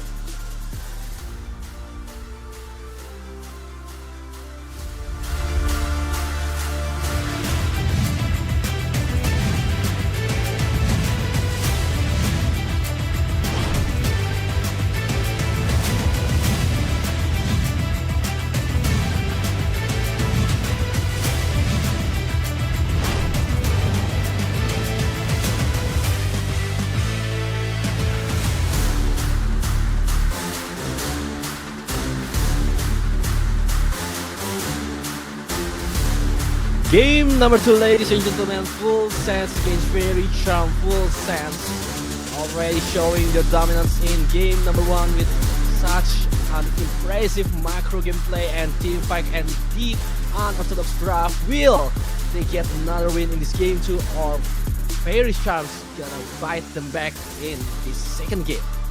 Yeah, it's up to them to start making their mark into this. More importantly, it's the man of the hour of game number 1, honestly, with the Zinja pick, has now come up with something even equal maybe on this fight with that Z. So it's going to be hard for Nikodesu in the 1v1 with the range that we'll be having with he's at level 2. Level 1, I think Nikodesu can be going for the range, but Reverie will be looking for getting aggressive ganks with this Talon, right? That's the assassin coming in, but who will you be looking to assassinate? You'll be looking for maybe the Z or the Varus, depending on, but there's a lot of peel coming in. You have the shields coming in from the Karma, the heal as well, and Excellence can be looking to jump onto a Talon if he comes into fights, if Sebaski is not close by. But this is looking like a very smaller start. It doesn't look like any invades this time, and Juggler starting on the opposite sides. Yeah, I think Faerie Charm didn't want to risk it, so yeah, they just gonna play it safely. The Talon gonna farm on the both side, Hecarim on the top like usual, and it's just gonna be a happy day farm for both sides. But our attention must be on this both side, on the Caitlyn Bard combo and the Faerie Karma, just like we talked about it earlier, how Faerie Karma can be really oppressive in the bottom lane with this duo damage and can push, and especially with the Hecarim on the jungle, it really opened the chance to early game. Yeah, exactly. That's a lot of poke coming in from Blondie and Karma, but they have also kind of lost priority in the lane. They've been pushed back, but that's exactly what we're talking about. Those mantra Qs landing from Karma into Sebaski space. You're getting the wave pushed in, but you're losing a lot of damage. This arrow doesn't connect, at least from Blondie, so you should be aware of that. But the level 2 timers have already been hit by the bot side of FRC, so they will be comfortable in their location. And it looks like Talon still looking for maybe a pick. Blondie was walking up, the stun from the Bard missing out over then. Referee's just around the corner in case he comes in. Sebastian maybe looking to go closer. It baits full sense to walk closer, but Reverie is already dipped from the fight. He's no longer close by. Instead, he's looking to go over to the Hecarim over here. Few's getting chased away. The blue buff gets smited by Reverie, and Few had to just barely escape his life. He was in a very big of a pickle over there. Yeah, and it's actually a really unique petting too for Few because they start from Raptors, Wolves, and the blue buff. The blue buff got stolen, and they now need to get the red buff itself. But a good movement from Reverie, playing really aggressive early on, and the mid lane Ite trying to get some damage against Nicodes because at this matchup the flash has been baited out because the show. So I think Nicodes in this game too got the better early game rather than game 1. Oh yeah, definitely a better earlier game than what game 1 was looking like. A lot of pressure coming in for themselves, and I love what Reverie's doing, but Reverie is not done. Ite has to run away, not quite sure about when his shadow cooldown will be coming back. He's keeping the distance. The flash by Reverie plus talents coming out. This should be the kill going over. First blood picked up by FRC by the hands of the mid and jungle combo. Yeah, again, Ite just trying to play it aggressively, losing his flash and didn't know where Reverie is. And because the blue buff from earlier, Reverie get the urgency to just move back into his own jungle and set up that gang, knowing that Ite cannot go back, and he not having teleport really costs him a lot in this lane. Yeah, it's gonna kind of rush. Sevarsky going low, the flash, piercing arrow. One more auto might be enough, but the charm to heal actually. The cups were left behind by Kiwan, so Sevarsky is gonna end up living. But his flash is Benbird plus his barrier. Reverie's around the corner, he's gonna jump in. He doesn't have the flash to jump into Blondie, so that distance cannot be narrowed down enough. As well as Blondie doesn't have his own flash. Has to be careful. The root gonna connect from the Karma, gonna lock him in place as the Bard is gonna match away. I think the wave is just gonna get cleared. The full clear comes back. Reverie's recall was getting cancelled in the bots, and another piercing arrow comes, hits both the Bard and the Talon, as now the wave's in a very good spot for Frill Sense and not in a good spot for Faerie Charm. Yeah, and it's really cost a lot of time for Reverie because he's been held back a lot. Like, I think the FRC expect that after that early gang, the damage, Blondie and Yuyusaki just call it a day and recall back, but no, they just trying to trade and give some damage and apparently buying time so Few can get some Grom from FRC jungle and maybe looking to reset and get a gang in the next he came back. Exactly, they will be looking to maybe get a next gang, maybe get a reiteration of something of the sort, but for at least now, only one kill on the board going over the side of Faerie Charm. Goal with them having this very slightest of edges. Nice dollar by Nicodesu on the WQ coming for the shadows plus the Q from him. And top side, excellence. Already hit that level 6. Maybe look for the death mark in the middle lane onto Nicodesu, but Kiwana is here for the roam. And the death mark doesn't do that much damage even with the ignite ticking out. It was going for maybe a fadeaway WQ, but it did not connect the way he wanted. Bard coming in at a crucial time to rent the tally from going down, and Ite has to be careful. He's low on everything. Doesn't have flash available. Doesn't have his W. W should be coming up very shortly, exactly as that. But the rake comes in from Reverie, does come into the stun. Karma, who gets knocked back by the running way by Nicodesu, but look who's come into the fight. It's going to be Few. The horses come in to get a couple of it. Reverie gets the pick up onto Karma on the back side of it. And Nicodesu, you don't have flash, you don't have mana. You are not going to be long for this wall. It's going to be like Few's going to be picking up that Strangler. That's a lot of action, and it's technically a 1-for-1 over there. Yeah, 1-for-1, but Reverie at the time, I think he knew that this is gonna be overcome it from FRC, but no, he decided to just jump in, got some kills, and come back safely. And in overall, yes, it's 1-for-1 threat, but at the tempo, at the team fight, we can see full sense still doesn't have the damage yet, still doesn't have the utility, even though the Hecarim came in the perfect time. And we'll see this, like, it's 2v3 from the earlier, but look at the overcommit decided by FRC. Didn't realize that Few already came, the flash already on with the magical journey, and Few unfortunately got cosmic binding by Q1, and Nicodes just stayed too long and give his life for Few. It's 1-for-1 trade, but Tempo, I think, full sense trying to get some more, and we came back, and there's a public execution, but there's not much left because Dash with the snap still can manage with the passive to dash away, and this top side looking a lot whole better after the shove, and the IT taking a lot of damage, but still Fits of Warfare been claimed by Full Sense for the first these 3 kills. Yeah, the first 3 kills do go over to this time. The Deathmark does claim the life of Nikitu. And also, when we were watching that replay, actually, it was Savasky who ended up dying in the 2v2 in the bot side. Karma ends up picking the kill, but that's still 1 kill that adds 2 feats forward. That's why they have obtained that feat for themselves. Reverie going to be looking to jump onto Excellence over here, and you can even see the sniper shot coming in from the Caitlyn to narrow down the damage. The flash comes in from the Mesa, but she has so many dashes. It's going to be hard to catch, but at least you get the flash getting burned from it before you look to be heading for the grub. So it looks to be an exchange of grubs for Drakes here. Yeah, it's gonna be exchange for grubs and Drakes, but I think it's really benefiting FRC more because with these 3 grubs and they have Caitlyn and Gwen, the side lane pushing, and Talia, of course. The side lane pushing is gonna be strong for FRC, but Full Sense, they like their Drakes, like how they set up for the force Drake fight into FRC, so I think Full Sense gonna be quite happy about this trade.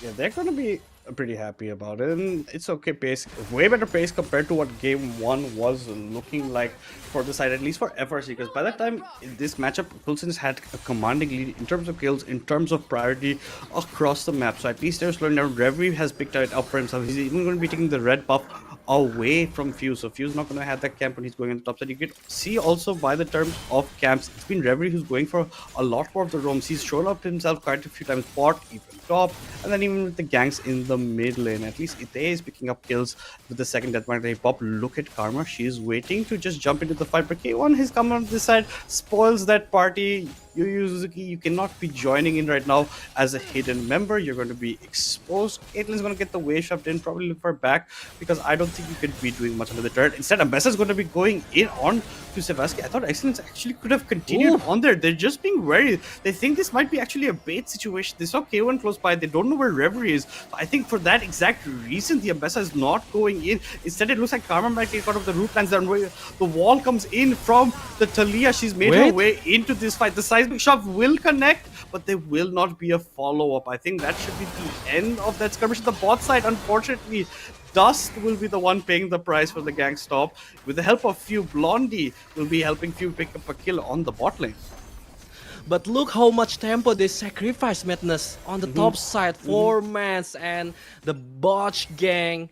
And the mid lane, there's no one responding. Ite and the bot side, they got killed into the dust. And it just really sad for FRC because you saw the idea, but Excellence using the public execution just to force the flash for Savasky so he cannot deal damage from the far away. And yeah, it just really late for FRC to do some aggro turret juggling, and the Full Sense, the Excellence, and Yuyusaki really done well to protect the turret and staying alive. Exactly. He did a good job protecting it. I like the root comes in for the cover. She even dodges on the stun from the Bard. So she was bobbing and weaving through the fight. And you can see the items have started to come in bot side. For the Caitlyn the Collector, for the Varus, you have the Yomu. So he's going to have the added move speed. And there's a triple eclipse on the side of Liz. And yes, there's a triple eclipse. It looks so nice to see the inventory like that. But that is a lot of shielding coming out, where I think the Serpent's Fang that the Talon will later on will come in huge. In the meantime, in the mid lane, Ether is going to use the Deathmark as well as the Tempered Fate came in. We talk about Q1 has to go strong, but this is not the way we wanted it to be. No, there's a chance at least to force flash from Ite, but the Tempered Fate itself, like Contra already mentioned it, it's really gonna be a hard time to time this Tempered Fate against a Zed. And that's what happened. And again, Ite tried to come in against Q1, but Nekadesh with the damage with the rocks that been thrown into their face, but Ite still of course can bring it to safety, and the onslaught of Shadow from Few, the shove is perfect, and Q1 trying his best to support this Talia, and still there's no dead bodies yet, but does really have a bad time in this bottom lane. Yeah, and that is also going to help hurt the mental of what was happening mid-side. Because that looked at least, yeah, you're getting the flash away from Ite, but a bit of a mess up on the Tempered Fate. There's going to be a lot of talking in the calls, but Reverie looks to be cut out by Fuse, looking to jump over the wall. That's exactly what he'll do. And this is Fuse taking revenge for his red buff being taken in the top side, going straight into the jungle of Faerie Charm, claiming it as his own. And this might be even a turn fight, but Fuse has to run away. Yuzuki's going to be fine. The way the wall comes in, it's going to block away the path from the Karma, but there's not enough follow-up. The slows will also be coming in. A piercing arrow for Blondie for good enough sake over there, as Drake's coming up in like 35 seconds. Yeah, and there's a quite little bit of weird sequence from FRC because Q1 already casted the Magical Journey and no one takes it, even though it's really Yuzaki escape route. But in the end, like FRC maybe thinking that they don't want to force the issue, but again, full sense right now. After the early game botch, they managed to picking up himself right back and close to 3,000 gold lead in this 13 minutes, and Excellence and Dust.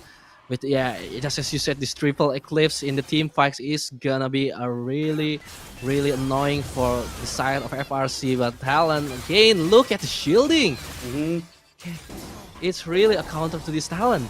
Exactly, that shielding pretty much saved his life on the top side. In the meantime, the Chain of Corruptions do connect onto the Caitlyn, but here comes the Tempered Fate. Allows Sevaski to run away, but can Kyon get away with his life? Kyon actually does end up going. The Ace and the whole won't connect onto Karma instead, but you're eating a lot of damage as Blondie, but the onslaught of shadows from over the wall gets the kill. Few with the movement speed looking to get onto Kyon, but the slow is enough to prevent the Hecarim from getting a double kill. An interesting sequence of events over there. Kyon gets out, but Seversky ends up dying, trying to get a bit more aggro towards there, get a bit greedy, I would say. Yeah, and I think it's already a good tempered fight for Q1 because they need to disengage there.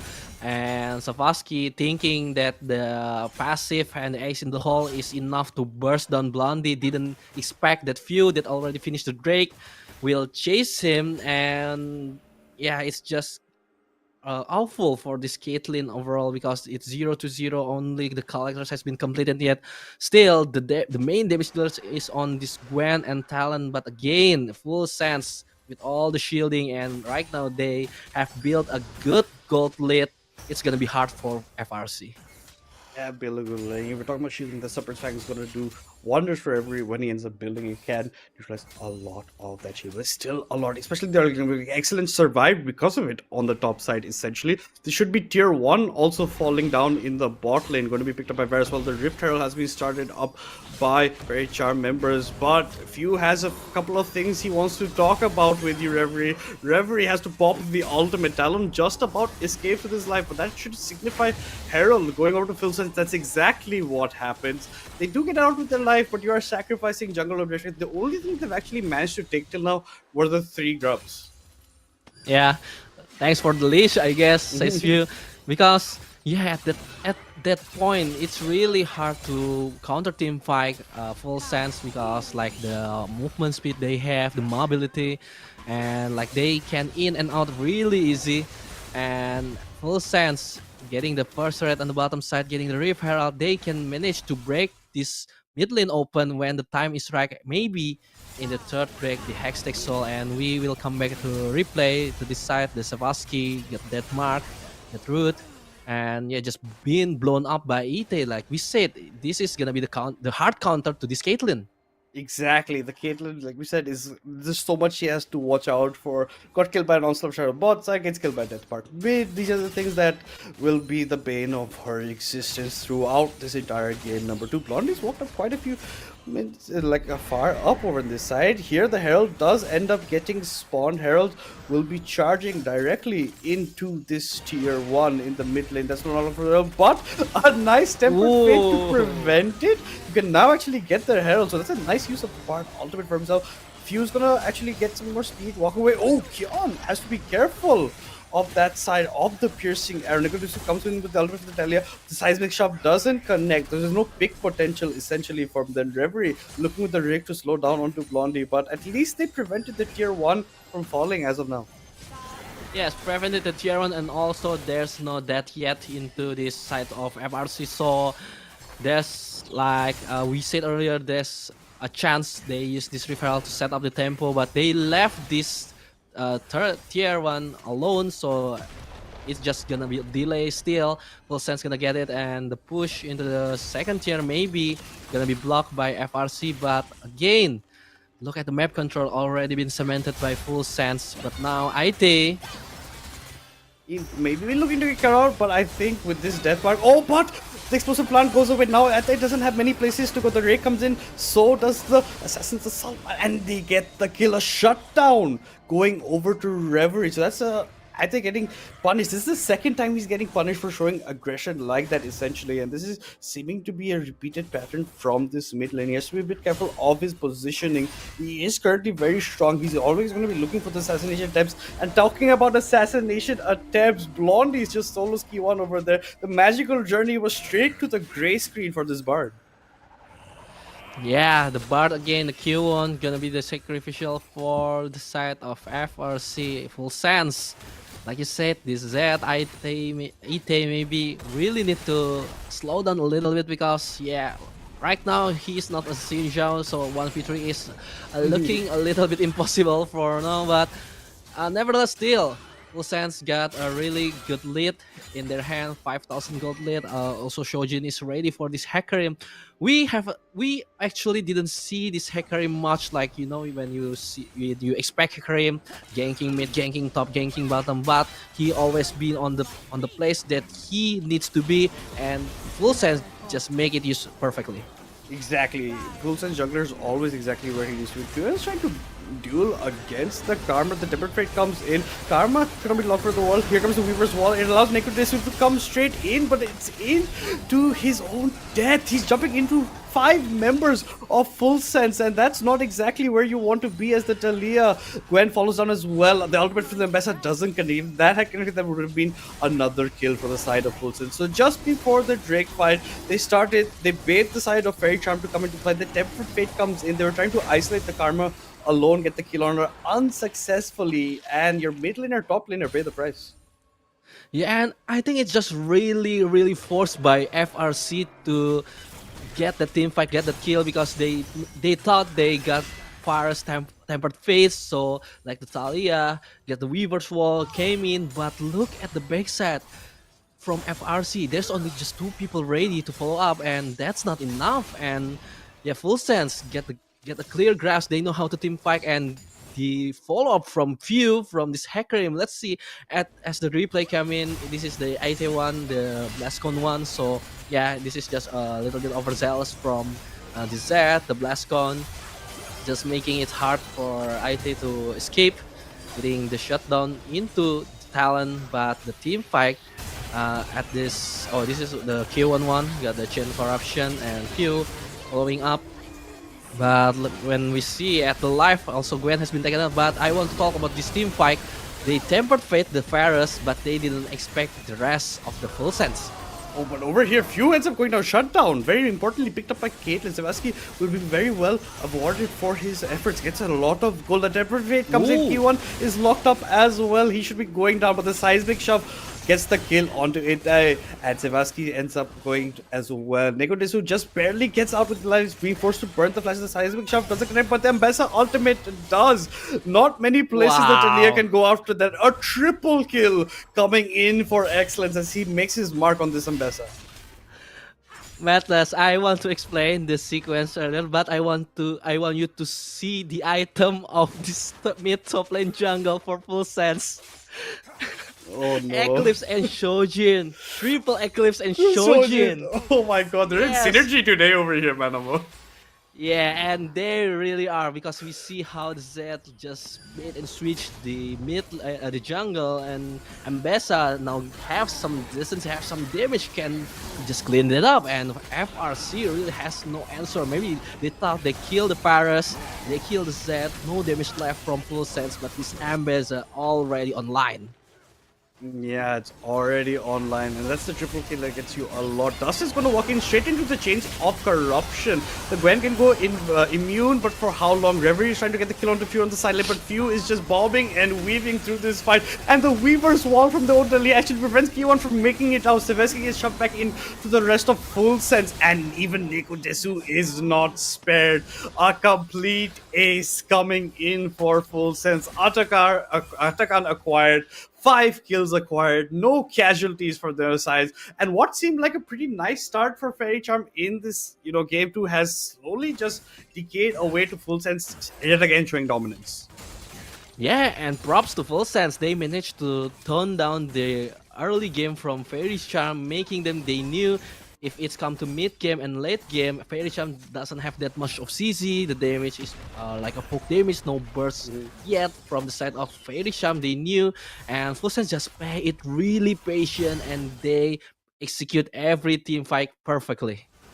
Exactly. Just look at this fight over the Gwen. Ends up eating Chain of Corruptions to her face. You can go immune, but how much time can you buy? And Reverie doesn't even get the kill onto Few on the side lane. And talk about the Weaver's wall, that actually prevented the Bard from running away. So this is payback for that Tempered Fate earlier in the mid lane. That's what I think Neko Desu is saying to his Bard, because that was both of them trolling each other. And unfortunately, it's not looking good for Faerie Charm right now. There's still a couple of avenues the way they come in, get back into it, but this is looking like Full Sense's game to throw, because like you talked about time and time again, the CC is definitely lacking on the side of the team from Malaysia and Singapore. Yeah, and look, yeah, you can just compete with this damage because there is no pure tank also from the side of FRC. There's no one who can block the damage from this Embeza, the Zed, and this Hecarim. Nevertheless, also the Pharros, if you want to mention, and the redemption from the Karma, the healing, the shielding. It's just really hard for the FRC, especially this Reverie already at the state of nice game, and thus right now gonna be taken down by Few, but no overextend because Onslaught Shadow connecting to the tree. Blondie gonna give some damage, but Few taking some aggro shot of the turret and managed to be taken down, but the double kill from Blondie didn't want to miss the party.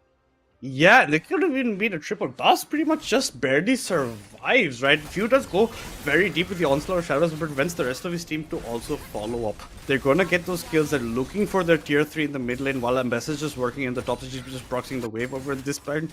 But FRC are scared to pretty much even leave their base. There's not many places they can go. They don't have much vision. They have a bit on the bot side, but everything else on the map is just covered in darkness. And this is Soul Drake for the side of Full Sense if they manage to take it.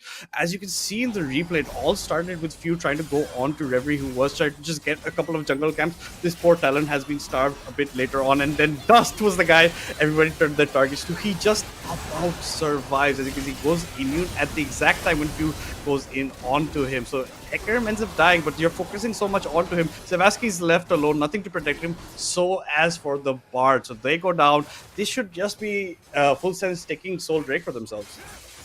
Yeah, and look at this comes with Hextech Soul. I think their FRC, yeah, really they cannot escape from now on, because yeah, the slow from the Hextech Soul, also the Hecarim and Embeza and Zed that will always be on top of your head.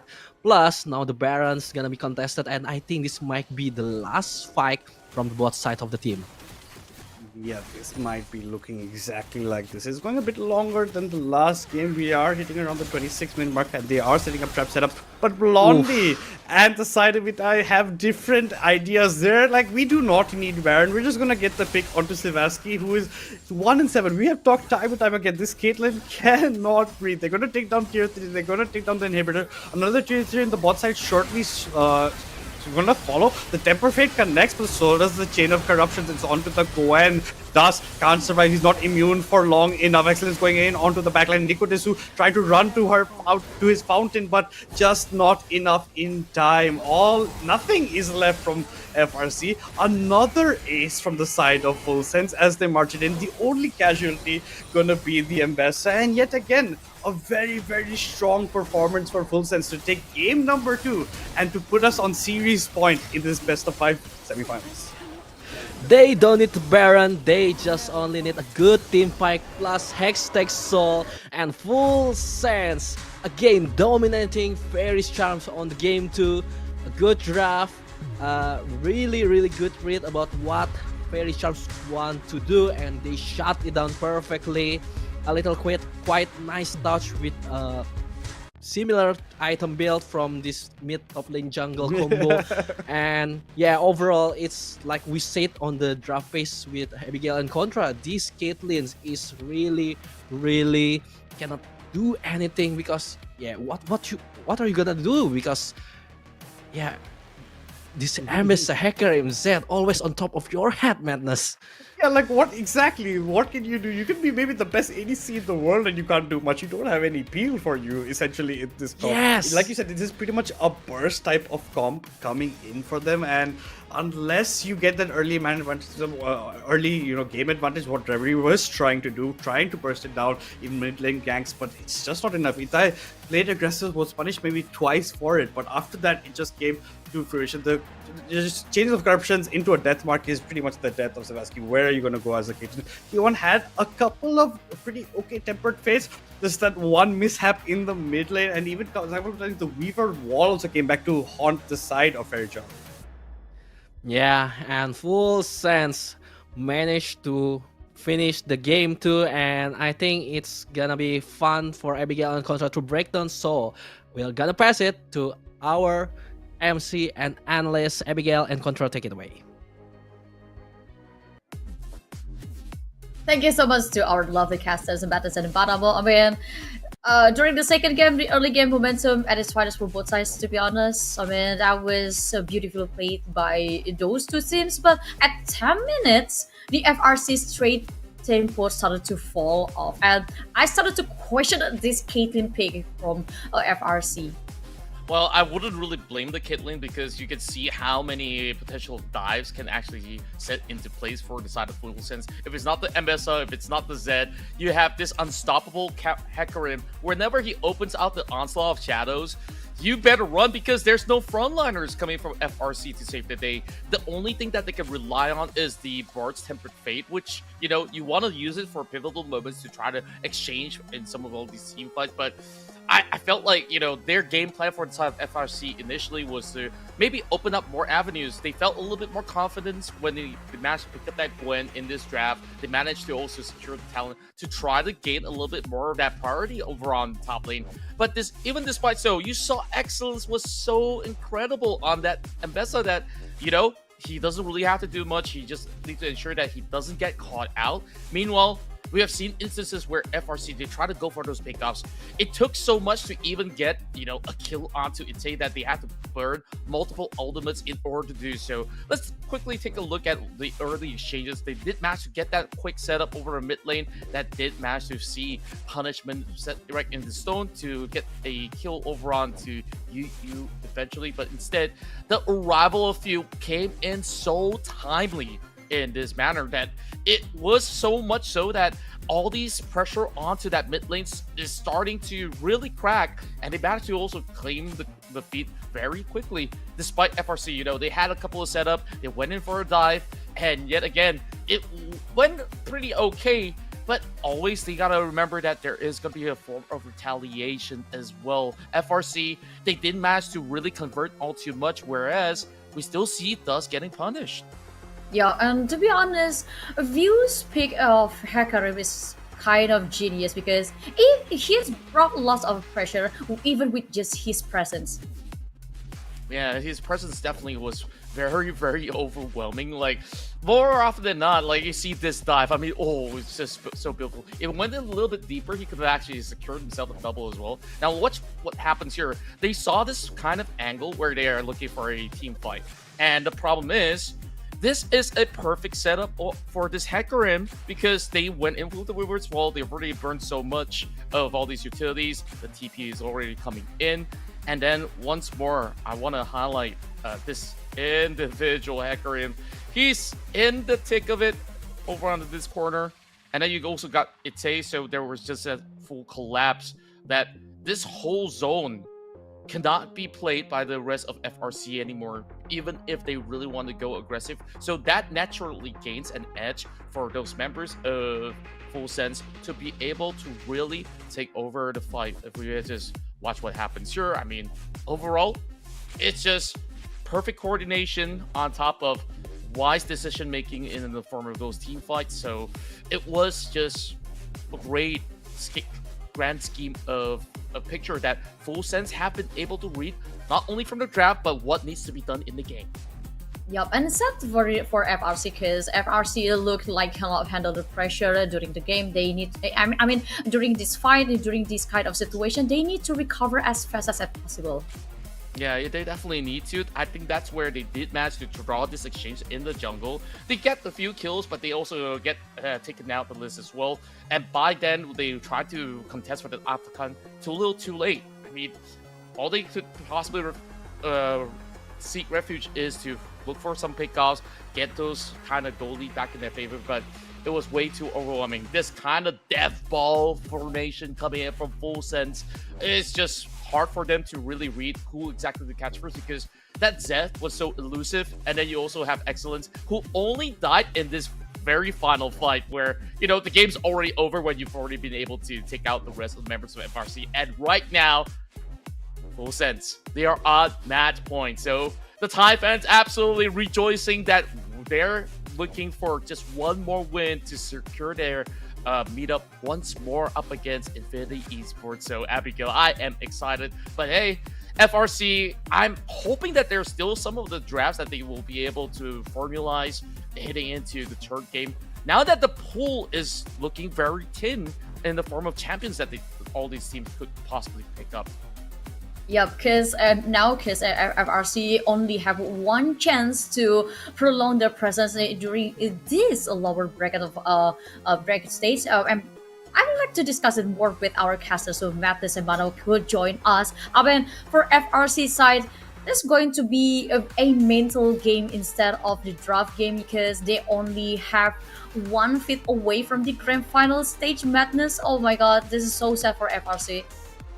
Yeah, and there's so much pressure on them, right? One more game lost, that they're out of the competition. There is no lower bracket in this kind of a format. It's going to be, and it's not looking that good for them, right? Their draft last time lacked a lot of CC, like we've talked about. They can't lock it out. There's no appeal for the Caitlyn. She's just being left alone. The Tempered Fates that we were hoping would come in, not coming in timely that we were expecting from the Bard. So unfortunately for them, they find themselves with their backs against the wall. Hopefully maybe they bring out something else in the draft, but I think Full Sense, when they're drafting, they're just another type of team, because I think their strategies are something that we don't get to see often.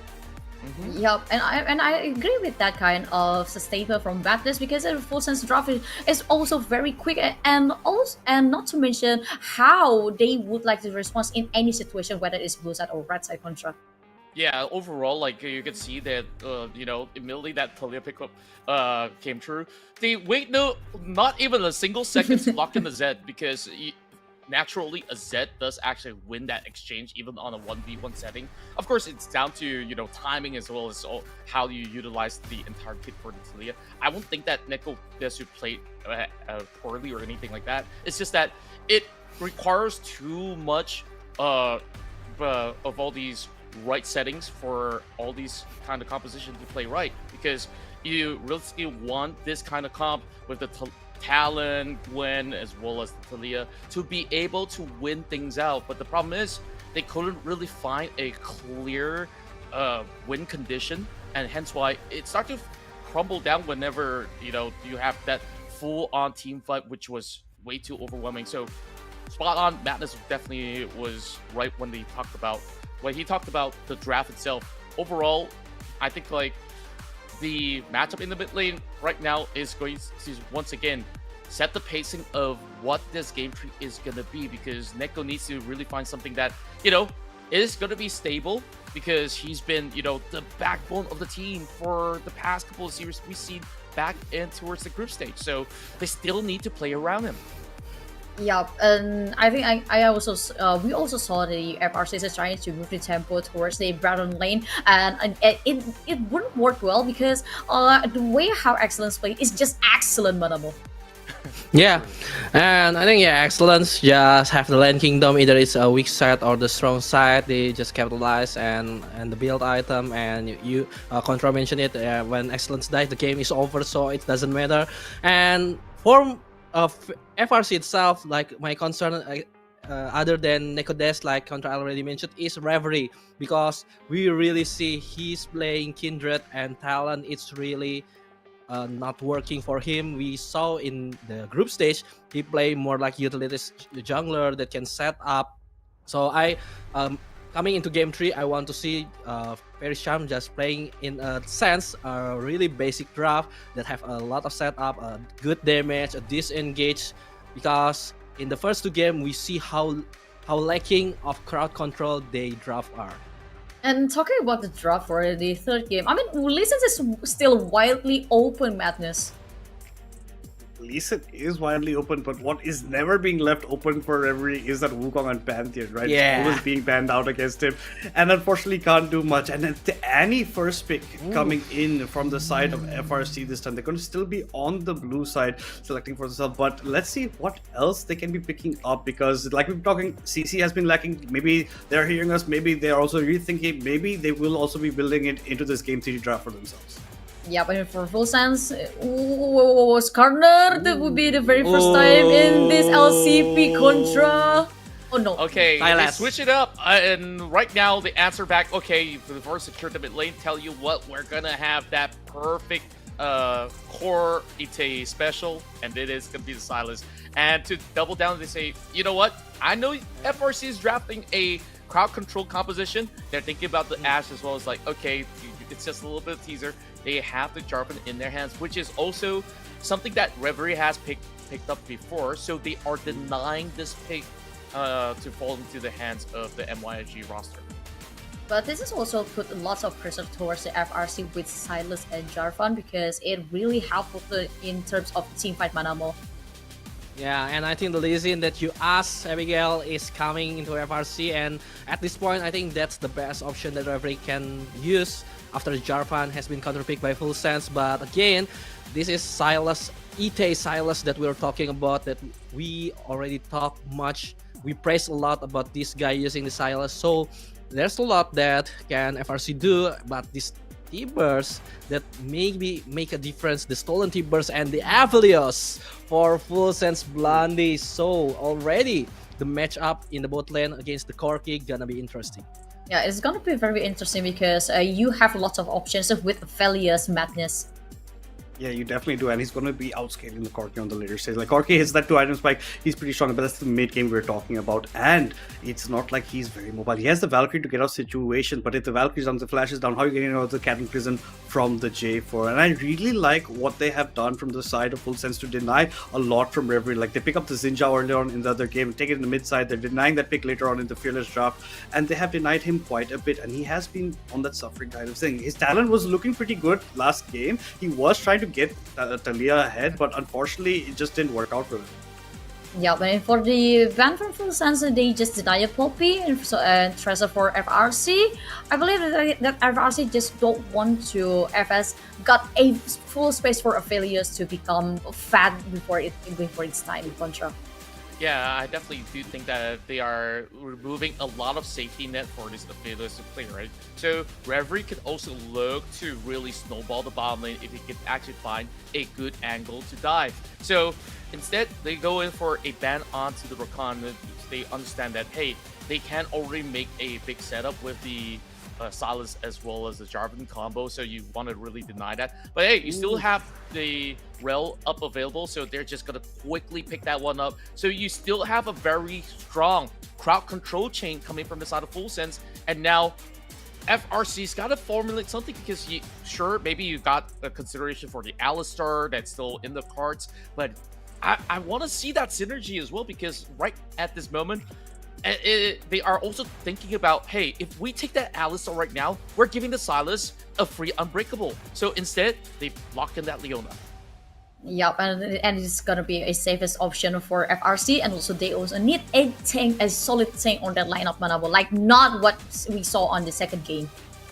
Yeah, because if FRC gonna pick the Bruiser, Clyde like Yorick, I think it's a good choice, because the Maiden is gonna be hurting in the end, but the problem is Excellence gonna be counter pick Yorick, and in this match, like, you have Jax, you have Xante to counter this Yorick that's still available, and it's gonna be really hurting a lot in this top side. And again, talking about the CC, the Lee Sin and Leona, if is that gonna be enough?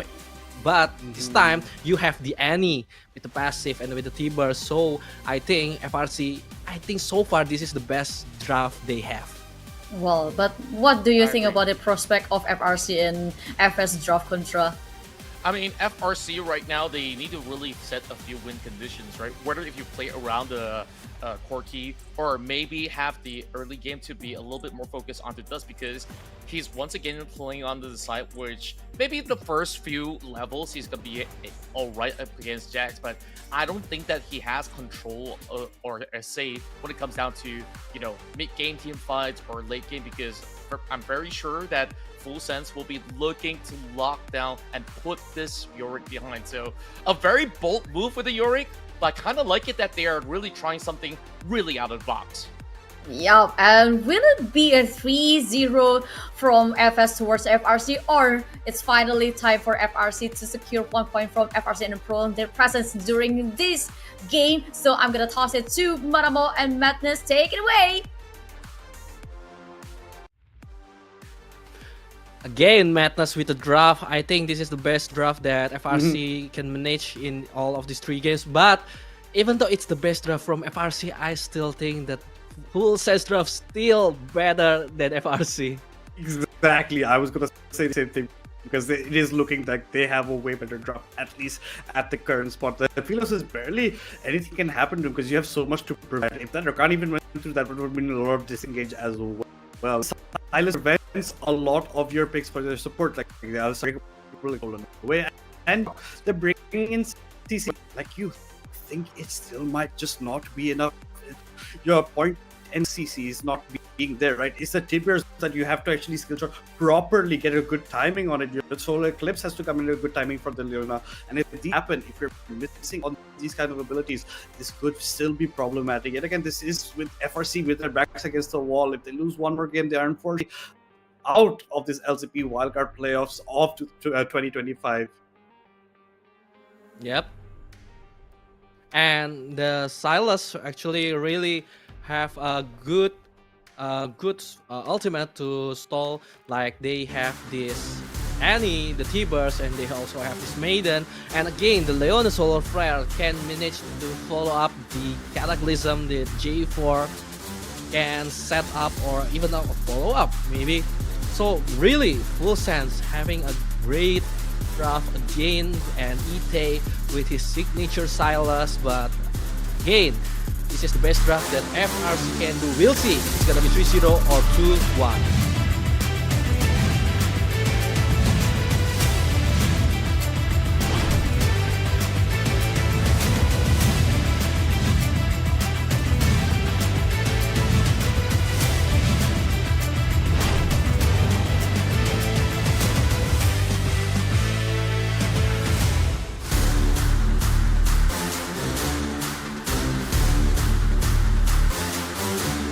Game number 3, potentially the last game for today, since Full Sense already get their match point, the series point.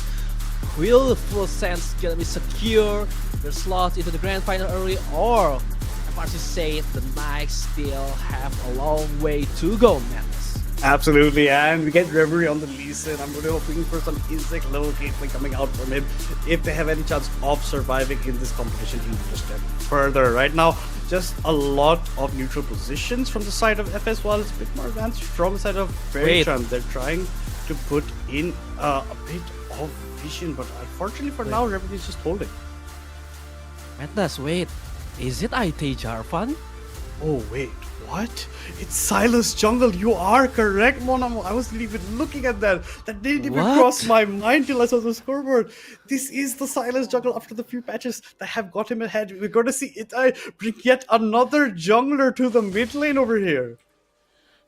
Yeah, and if you think about it, he plays Xinjiao, Zed, and Jarvan. So who's the real jungler here? And he plays 3 jungle champion, man. And yo, I just really excited how are they gonna perform against this Annie with this Jarvan on the mid lane.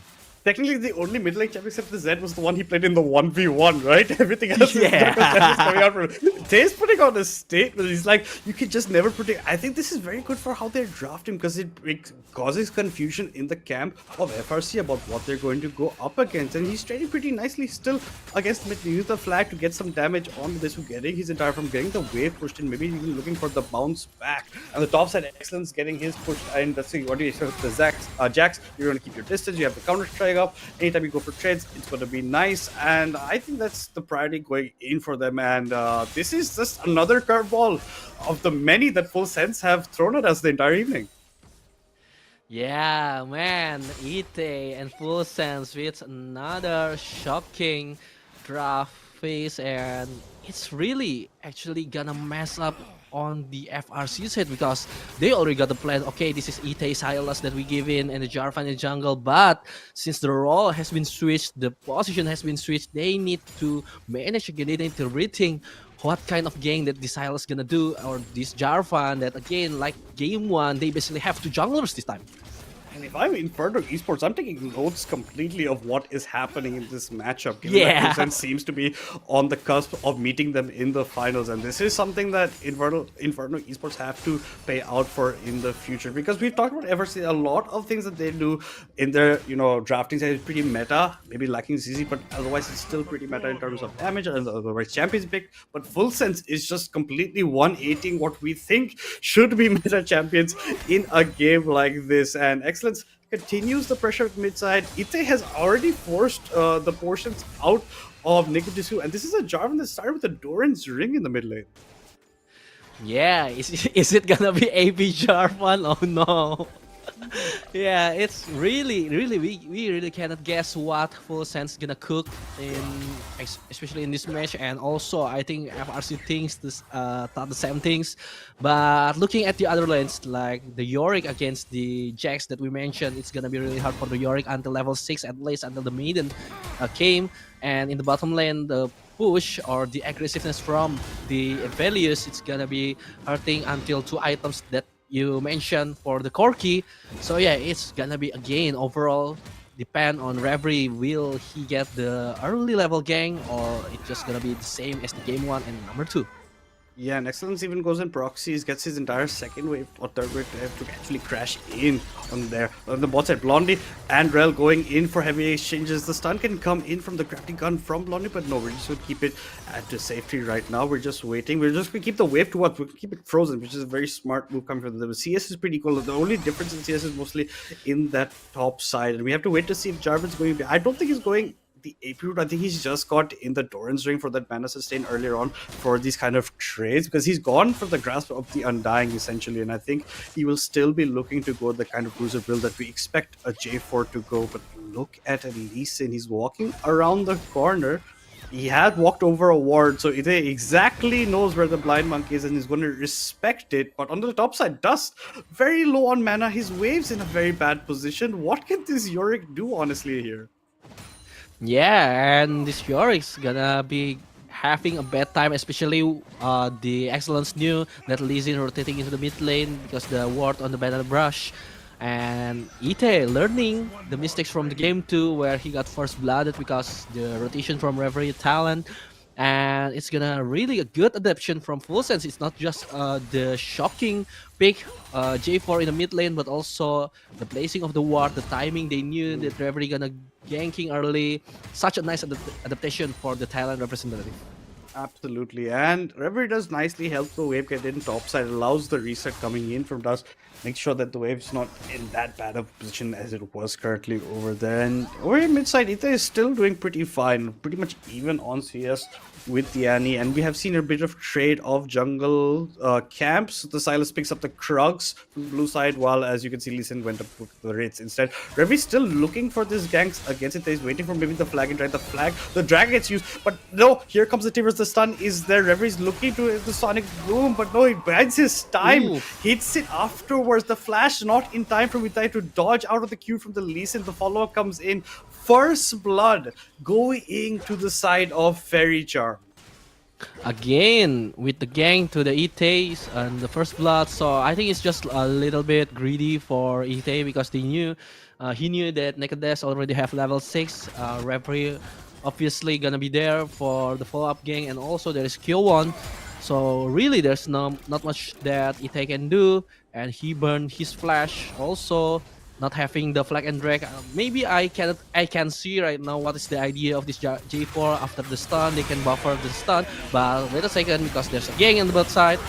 The dive over here on the side of Dust, and the Solar Maiden was actually getting procced as well. It's a very successful dive. The kill goes over to a couple of plates will be going to the side of Full Sense, and this has been pretty much the story whenever Dust has been left alone on the lane. There's a lot of dives always coming out throughout this entire series. He's being used to force his TP to come back into the wave, and he's dragging this wave towards himself, keeping it far from Nicodemus, being careful of maybe Reverie coming in for a repeat again because he knows the Jarvan doesn't have his flash.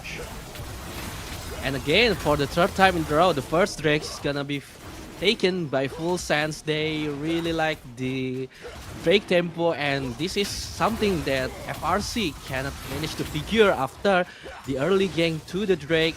So I guess they got the first blood, that's alright, but again, the tempo on this mid to bottom side is already being controlled by Full Sense. Yeah, Full Sense is dictating a lot of this place. Reverie looking to pick up grubs. Yu Yuzuki just trying to be a thorn in his side, but he picks up a majority of that camp for himself. But look at the wave top, right? It's always going to be towards the side of J4. It's hard for anybody to walk over, and that's exactly why Faerie Charm instead choose to pick up the trade of the grubs for the Drake. And you can see Skyrim War was used to know where they are, but Silas in the meantime will be looking to take the red buff away from the side of Reverie, and yet again respecting that they don't have any vision top side. They know the grubs are being taken. It's going to be hugging the bottom side of his river. Yeah, and again, Few with another successful invade into the bottom lane. They also knew where is Reverie at because this ping ward, and the pressure into this bot lane is gonna be massive from Full Sense. There's actually a movement from Zavasky and Q1 trying to salvage this bottom lane, but Blondie is really uninterrupted in the farming on the both side, and Zavasky trying to get a crash down, and there's follow up, and Jarvan, the ID is there, and the Stolen Solar Flare hasn't been committed yet. The flash, the double flash from both Q1 and Zavasky, and I think Full Sense gonna be satisfied with that. Fulsen's gonna be satisfied that you got a lot out of Zavasky. You got both his summoners, but Nicodesu is coming in for maybe a Tippers. The flash stun connects. The Tippers launch afterwards, but the Affiliate Solid follows through. It might also be on the chopping block, but here comes Yuzuki. Still level 5, no magnetic storm, but Blondie has been left untouched, and Blondie is doing a lot of damage. He's gonna get the kill onto Lunia. Double kill. The blasting plant might allow Annie to escape. That's exactly what's gonna happen. So at the end of the day, it's gonna be a 2-for-2 in that bot lane exchange. Oh, yeah, and as Full Sense, they will take it, but Yu Yusaki playing too far away and trying to give this life to Nekodes, and it's valid apart. In the end, it's gonna be 3 against 2. But look at Blondie, the double kill that he got, and the plating again. This Aphelios gonna be snowballing really quick, Madness. Yeah, the Aphelios is looking to be snowballing quite quickly. Picks up 2 kills. That's not something you want to be giving to Aphelios in a lane against a Cork. It takes some time to say. You just look at this fight. The flash forward, the stun connects. He's not even risking the Tippers early. He's just getting the stun out instead. But then the follow. This is also, if this was a magnetic storm from Yu Yuzuki, if he was level 6, this could have just been Blondie getting even one more kill to himself, and Nicodemus would not be allowed to get out. You can see Blondie even Yu Yuzuki uses the flash to actually maybe try and prevent Nicodemus using the blasting plan to get away. But after that, he's left in no man's land, and the kill does get picked up by Faerie Charm. Yeah, and it's really unfortunate because Ite also finishing his boots first, so there's no real damage from this J4 trying to salvage the situation after that. And this both side, I'm sorry, the top lane does with the Maiden actually dealt some damage to Excellence. Excellence didn't have the freedom that he got earlier, so it's a little bit better. But Q1 this is not the place you want to be as the Solar Flare is used. But actually, he does get out, but few comes in. The chains don't connect. The damage is that the Cataclysm is going to lock in the side of Reverie as well as Nico Jitsu, but it's you getting locked in with them. They're not locked in with you. That's it. The mid laner going up, but Fuse not done. He's going to go on to Reverie on the other side, but he has to make his escape. He even uses the smite to slow down the Lee Sin, and a fadeaway chains don't connect. And if that chain did connect, it might have actually been detrimental for him because the Annie was close by. Yeah, again, I think it's because the problem with the itemization that Ita has. He only got the boots, the magic resist boots, and no real damage yet from this J4. And even though the Cataclysm is good, it's on 2. But look at the replay. Few maybe getting this Leona, but it's taking them too long to secure only this Leona. And Max Referee with the nice double kick into the backline, and Nekodes, of course, gonna be really happy with the double stun in the Cataclysm, and there's no real damage that can be produced by the side of Full Sense. Exactly, and even Silas had to burn the flash to get that Leona, who was the actual target of the start of that fight, to even close out onto you. Burning a lot just pretty much to get a Leona, which you thought was a free play, but she's pretty tanky. You are lacking a bit of damage, especially over there, because the J4 doesn't have that much. The Silas is still trying to scale up as well, but Blondie in the bot side being harmful to Zavasky, but top over here, the Yorick not looking so good. He's gonna get the slow actually, but the flash Q, the leap strike from Excellence secures the kill for Full Sense. They get another one into their tally, and it's looking pretty decent for them. They have around that 400 goal lead for them, but Blondie, you have to be careful. Look who's walking bot side to you. It's a Lee Sin who does have that dragon stick for him, and Blondie has to be careful. The ward jump is there. The stun, actually Blondie is going to be turning this on to the Lee Sin, but he can't walk further actually, because that would have been him maybe dying, because Kiwan was just out of the corner. He has to respect that, but them getting Reverie so low might prevent Drake from going, but no, they still Faerie Charm are attempting to get it for them. Yeah, and if that Gravitum from Blondie a little bit quicker, maybe there's a double turret shot that gonna be punishing Reverie. But there's a nice decision from Blondie not to flash in, try to get killed to the Lee Sin, because already 2 players waiting to counter this Aphelios. And yeah, the Drake, finally FRC got themselves a Drake, Chamtech Drake, and it's gonna be a Mountain Soul. This game is gonna be really benefiting on the board of team, but if Full Sense manage to get this Mountain Drake, there's no chance for FRC to melt down this Jarvan, this Silas, and Jax. Yeah, it's going to be hard on that note. Also, FRC are just one jungle camp or like epic monster away from getting the Feast of Strength. This will be the first time I think they will be securing it in a series if they do manage to obtain that. And first turret should be out of the picture. The bot side is going to collapse anytime soon. But look at this, the cavalry is coming from the side of Faerie Charm. Full Sense have to back away, and very nicely so. It's everything's on top of vision. The warding is being done pretty nicely. You already have a ward even towards the raids on the top side. And Kiwan's going to put his own deep ward to know where Ite is, where Few is, if a gank will be coming in. And it looks like maybe Silas wants to go for top side gank, because even the top tier 1 is on low HP mark. Yeah, and this Excellence, he really cannot join team fight this time because he's been occupied by Dust, and Dust play really well in this game 3. Just making sure that Excellence cannot join the team fight, but also a gang into the top side. Again, Few knowing that the top side is gonna be the strong side of Full Sense, and he equalizes it by getting Dust again, plus the turret number 1 on the top side. Third number on top side, called it before. They're just going to go for this. This is a Jax getting fed. He's getting even more gold. If he gets another 750 gold just from this tier 2, that's going to be a lot. But he recognizes that Zavesky will be moving forward to this part. But Full Sense, more important on the other hand, will be denying the third jungle objective to the side of FRC. They'll be taking this Rift Herald for themselves. As you can see in the Rift replay over here on the top side, this is before this gank essentially happened over there, where Dust has to burn his flash, but so does Excellence have it in his pocket, plus the leap strike gets that kill, and then this repeat gank here at the tier 1 turret. Dust thinks he's safe, he doesn't have a ward in that push, but you steal the ult, you summon the maiden, you get the turret first, and then Dust is left like a sitting duck. Not much he can do. He did not recognize that he was in a precarious situation and pays it with his life. Again, the stolen maiden really working a lot for few, just maybe trying to get some extra damage or just trying to tanking the first turret shot, and thus again gonna be the target for the third time. Oh, but this time a TP is coming in. Reverie is also close by. The Sunbolt does not connect. This Jax is very tanky. Gets a 3-man ultimate actually. Gets a lot of armor. It's going to be running away from Tibers that's chasing. And Few has been left alone. He ends up going down. Had burnt a flash actually at the end of the fight to maybe try and get a 1-for-1 maybe onto Dust. But unfortunately for him, he burns his flash in vain. And what looked like a pretty gang, maybe they were even anticipating from the side of Faerie Charm because FS has been putting a lot of pressure on the top side. So now this is the counterplay that they were looking for. Yeah, absolutely. And there's no neutral objective yet for both team to take, but full sense again.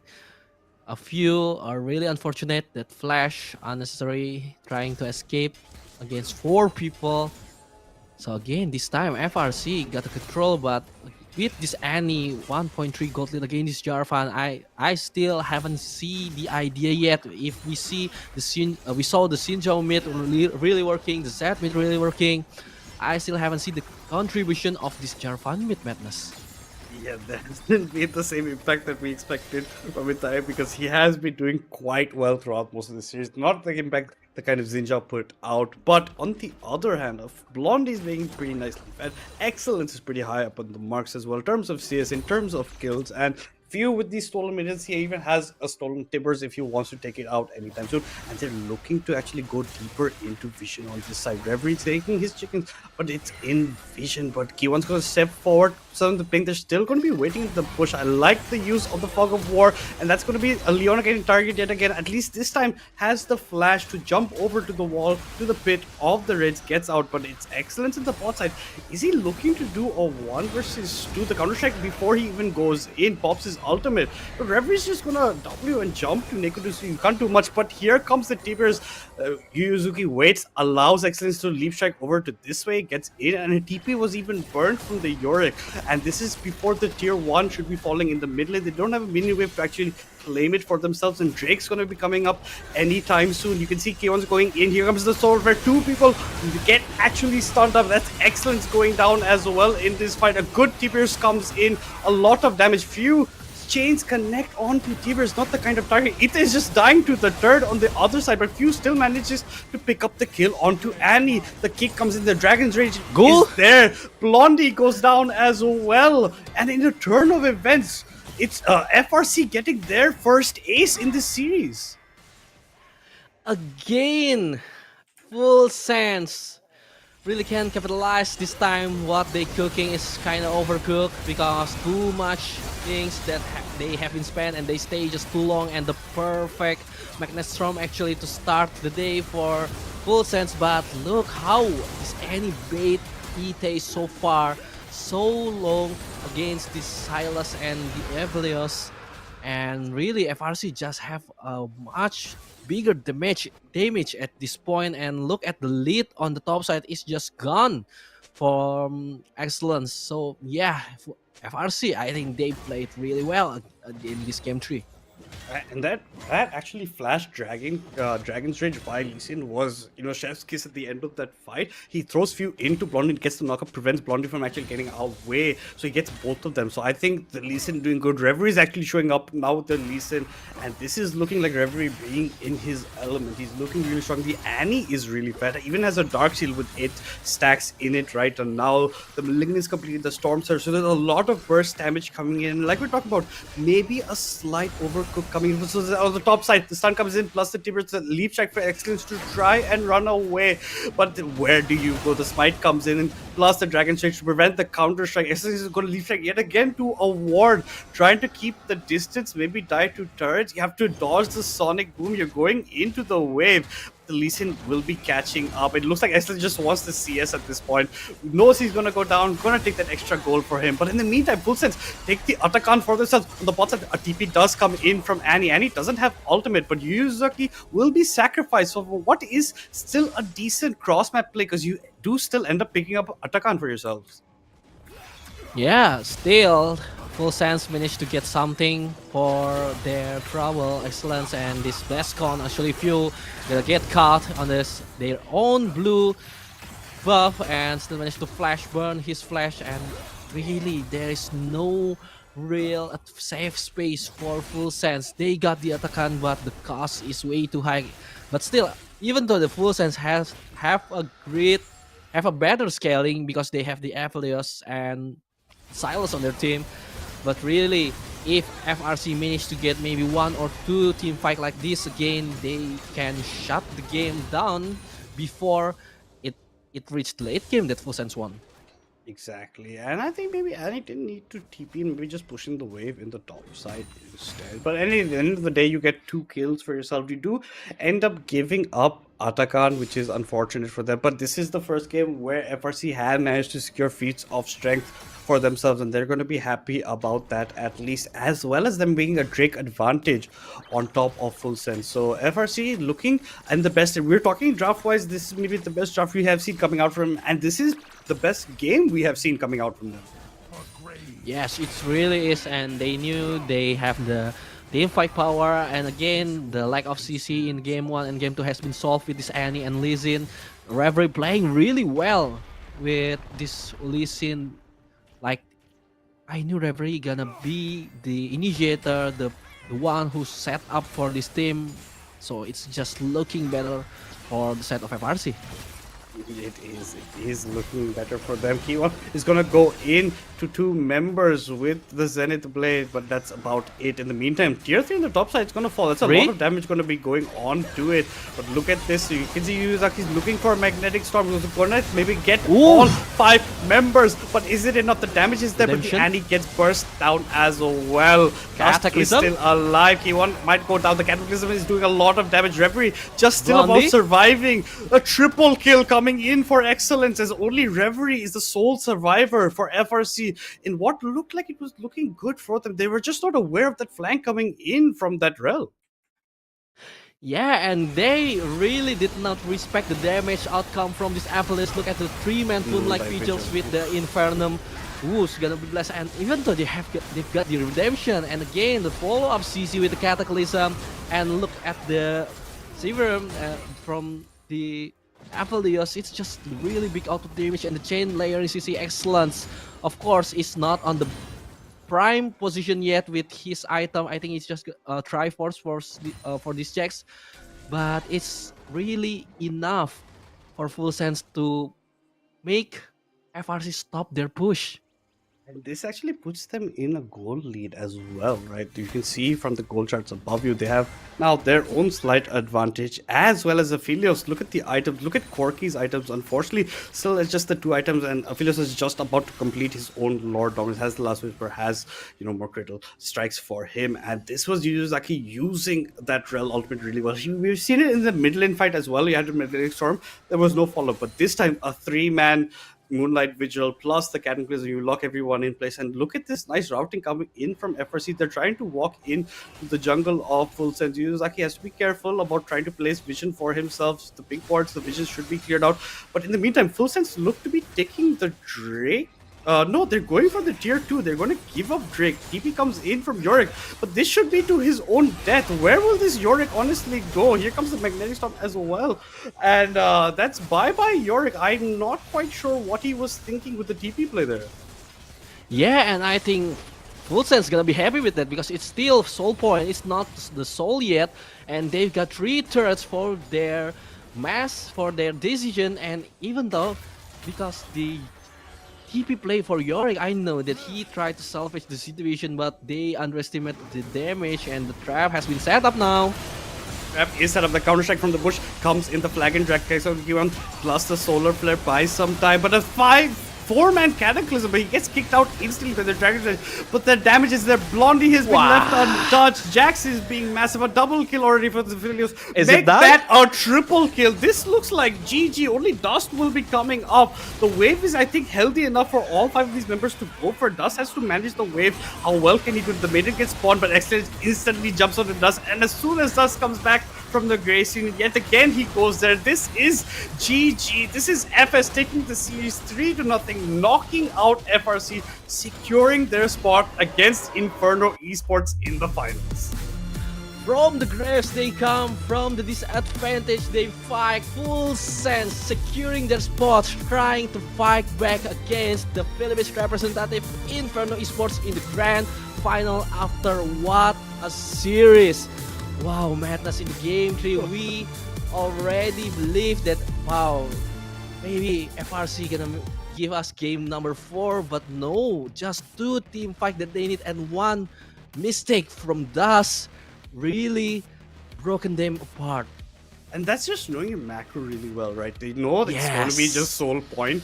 It's not going to be soul like you pointed out. They generally do. And Dust, I don't know. TP did maybe a last ditch effort play. He ends up going down. They get the tier 2. They get the tier 3. They look to win Baron. They're baiting that out. And insane.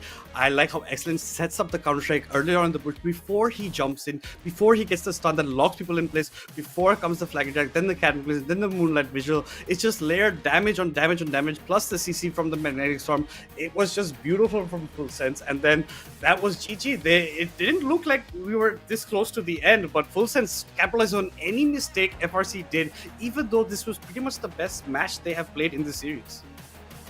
Yeah, and kudos to Ite because we really asked from the early like what this Jarvan mid can do, but the 2 last Cataclysm really cemented the team fight. And let's throw it to Abigail and Contra to break down this really great last game 3 for FRC against Full Sense. Take it away.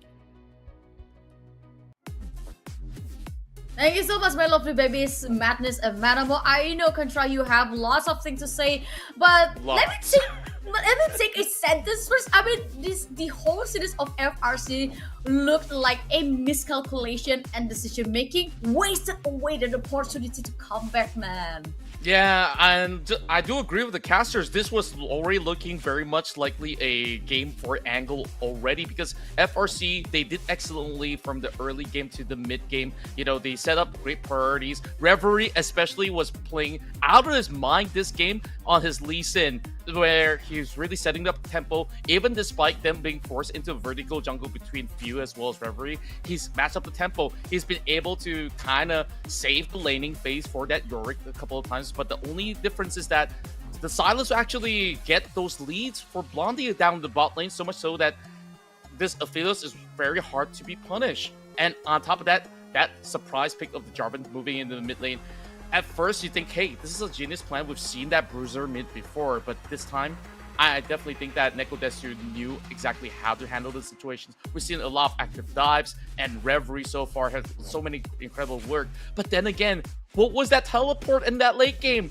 That teleport, as well as the decision to take that dragon, was unnecessary because it wasn't so point. Yes, yet again, like, sure, they want to get the advantage for them to eventually secure soul. I understand that scenario, but it was not worth risking maybe having your inhibitor being broken at the same time. T2 was undoubtedly going to be taken with that kind of approach. They did not defend, but when they decide to defend, that TP was so costly to the point that, sure, Dust kind of gave his life up for it, and then they had no vision in their own jungle. They know that, hey, maybe they're setting up for a Baron, but then again, they went in phase checking, and that was to their own doing. So that was perfectly calculated from the side of Full Sense. The 2 fights is the most pivotal one, especially the one over the top side, which I also do think they kind of overextended it a little bit, despite them expecting retaliation coming from the side of Full Sense. It's just that they all got clumped up, so you got this perfect execution of Ite as well as Excellence working together to really got them all stunned in one location. Yeah, even though Yorick already did a very good job back then on the top lane, because yes, he got crushed by Jax, but he still managed to find some friends. Yeah, I mean, there's definitely a lot of all these traction where they've been able to, you know, gain a couple of all these leads. Despite that, I do think that it's been rather impressive that FRC this time really showed so much composure. It's just that they gotta really fix some of all these kind of decision making in order for them to become a better team. I mean, all in all, you know, FRC, these are lobby demons in your solo queue ladders, in your flex ladders, and they're going up against Full Sense, who's an established organization in general. They still put up a really good fight, so that, to me, I really do commend them. But overall, Full Sense, their whole game plan was really to have this beefy front line all the way up front, and you create that space for Blondie, and they kind of play towards that towards the end game where this Aphelios really shine bright. So we go into some of all these clips that we have, and this dive was perfectly calculated with Nekodesu sending the timbers, and look what Reverie does. He holds the Sonic Wave for that flag and drag for them to secure it, but when they go in for that lane swap, that's where we start to see Dust getting punished. So I guess that really opened up the lead for Blondie to skill up ahead. Yup, and I think this is also very good for FRC to, pull out a big fight on the mid lane, and they also won it, and that opens a big opportunity for FRC to steal a game from Full Sense.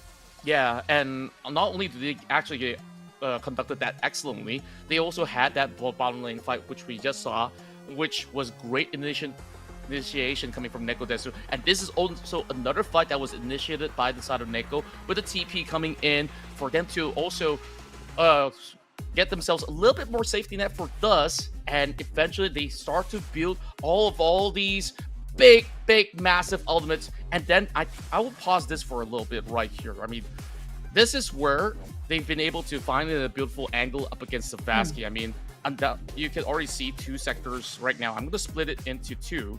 So you have Ite right now, whose job was to take out Savasky since he's already that low. But the problem is his teammates were all too far separated. So you have another line right here, which actually sees the rest of all these members of FRC to be able to just propel forward. So it becomes a little bit harder for them to do to even defend themselves. So by having this kind of execution, they come up with the better trade by just sacrificing Savasky for them to actually manage to play this out perfectly. So just like that, I think like FRC was already building onto something where most of the other members have been able to really make up a big play. And Reverie on the Dragon's Rage was just so well done. He kept it to the last minute. And then you have this one. I'm going to zoom this one real in quick. I mean, zoom it out. So now watch what happens here. They all disperse, and then you have a very, very timely execution of the Cataclysm into the Counter-Strike. Chef's kiss. That was amazing from the side of Excellence and Tate. I agree with that, because that Cataclysm just locked 4 players, and that leaves a very big space for Blondie to just get a free hit situation. And this is the final moment of FRC that we kind of questioned why you have to do that teleport. Yeah, I think like sometimes when there's just too much going on in the game, you can really felt that they were making some desperate measures in order to really form something in return. But all his teammates was taking the Dragon. I mean, realistically, if you've already know that, okay, you've got to maybe let go of certain objectives, the best way for him to TP is maybe to the inhibitor turret instead, so that you could still find ways for you to stall and maybe open up your ultimate than to, have yourself being stuck underneath 3-4 members of the side of Full Sense. So Full Sense, I think like they've definitely played it in the most stock standard way possible. They just look for those big team fights in the form of execution, and that's pretty much about it in a sense. I mean, FRC, this is their debut into the pro scene, and I think they've definitely shown some great strides overall throughout the group stages. Definitely a lot of pressure moving into the semifinals, and in this game tree, they were giving us, or even the rest of Full Sense, a run for their money.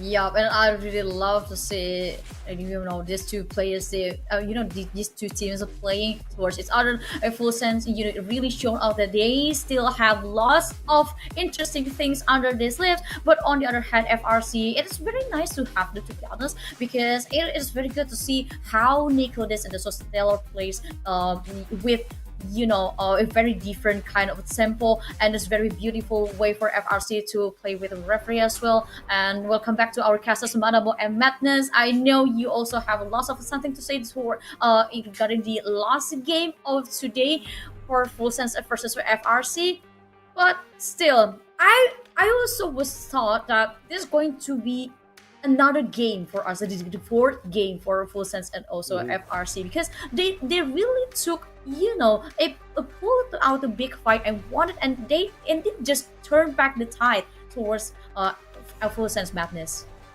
Yeah, but I think this is what we're talking about, like the experience coming in as well as that macro play at the end. Like Dust makes that mistake, they capitalize it completely, right? They know Drake's going down, it's just soul point, you're not getting soul. You make the correct plays at the correct times. Even if you're behind, you can still come back in the game like Leo. That's exactly what they did.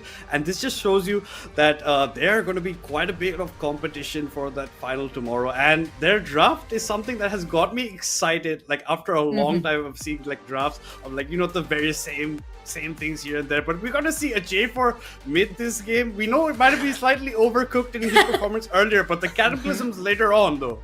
Cataclysms later on did a lot.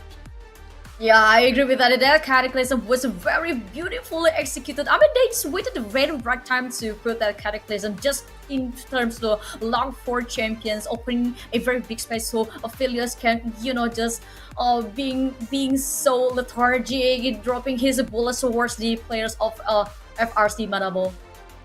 Yeah, and I think it's really unfortunate, for FRC, because if the situation can be changed, is this game 3 is actually the game number 1. Maybe the state of the mind, the mentality is gonna be whole lot different, because it's a close game. But the game number 1 and game number 2 was just a really storm from Full Sense. And yeah, I think I'm gonna be excited if we can see more from FRC, because this guy really shows the growth, the potential that they have. If they play a really, really correct draft, they can do a lot of things. And yeah, and just like Meta says, just the experience just said, and they need more experience. And yeah, we really excited for these teams. Yeah, I'm also very excited for the next year. I mean, we have a very respectful regions like HGMY. Indeed, they are strong, but still almost will never be enough to make you secure a spot in the grand final. But on the other hand, it was a very good match to watch too between the Full Sense and FRC. And sadly, for FRC, they just could not score 1 point towards the Full Sense. And Full Sense indeed showed us a very strong point, a strong statement that they are very ready for tomorrow's grand final to get a revenge towards, Inferno Esports Contra. That's right. Overall, I think the player of the entire series right now is Excellence.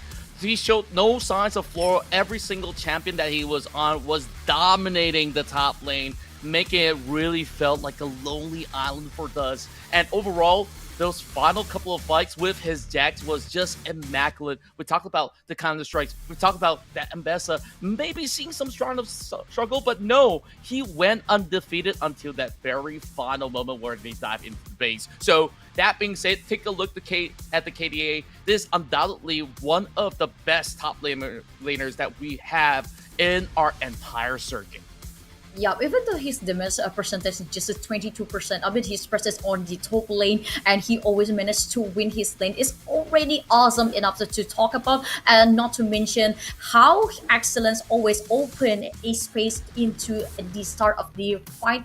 But now we have to move forward to the bracket stage, because the grand final that is set tomorrow will be Full Sense versus Inferno Esports. I mean, we already got the spoiler yesterday about how these two teams will play, but this is going to be very different because we are going to use the best of 5 series towards these two teams, Manamo.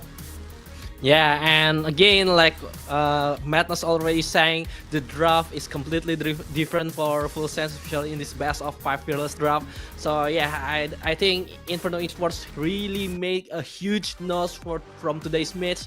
So yeah, we just cannot wait for tomorrow. Yeah, I will also be very excited for tomorrow. I believe Contra, Madamo, and Madness are even more excited with what's the outcome of tomorrow's grand final. And I believe you all in this live streaming, whatever region you are, will feel the same like us. But first, let me just close this live stream because we have to rest for the best of the grand final with tomorrow's matches. So I wish you all a good night and see you tomorrow.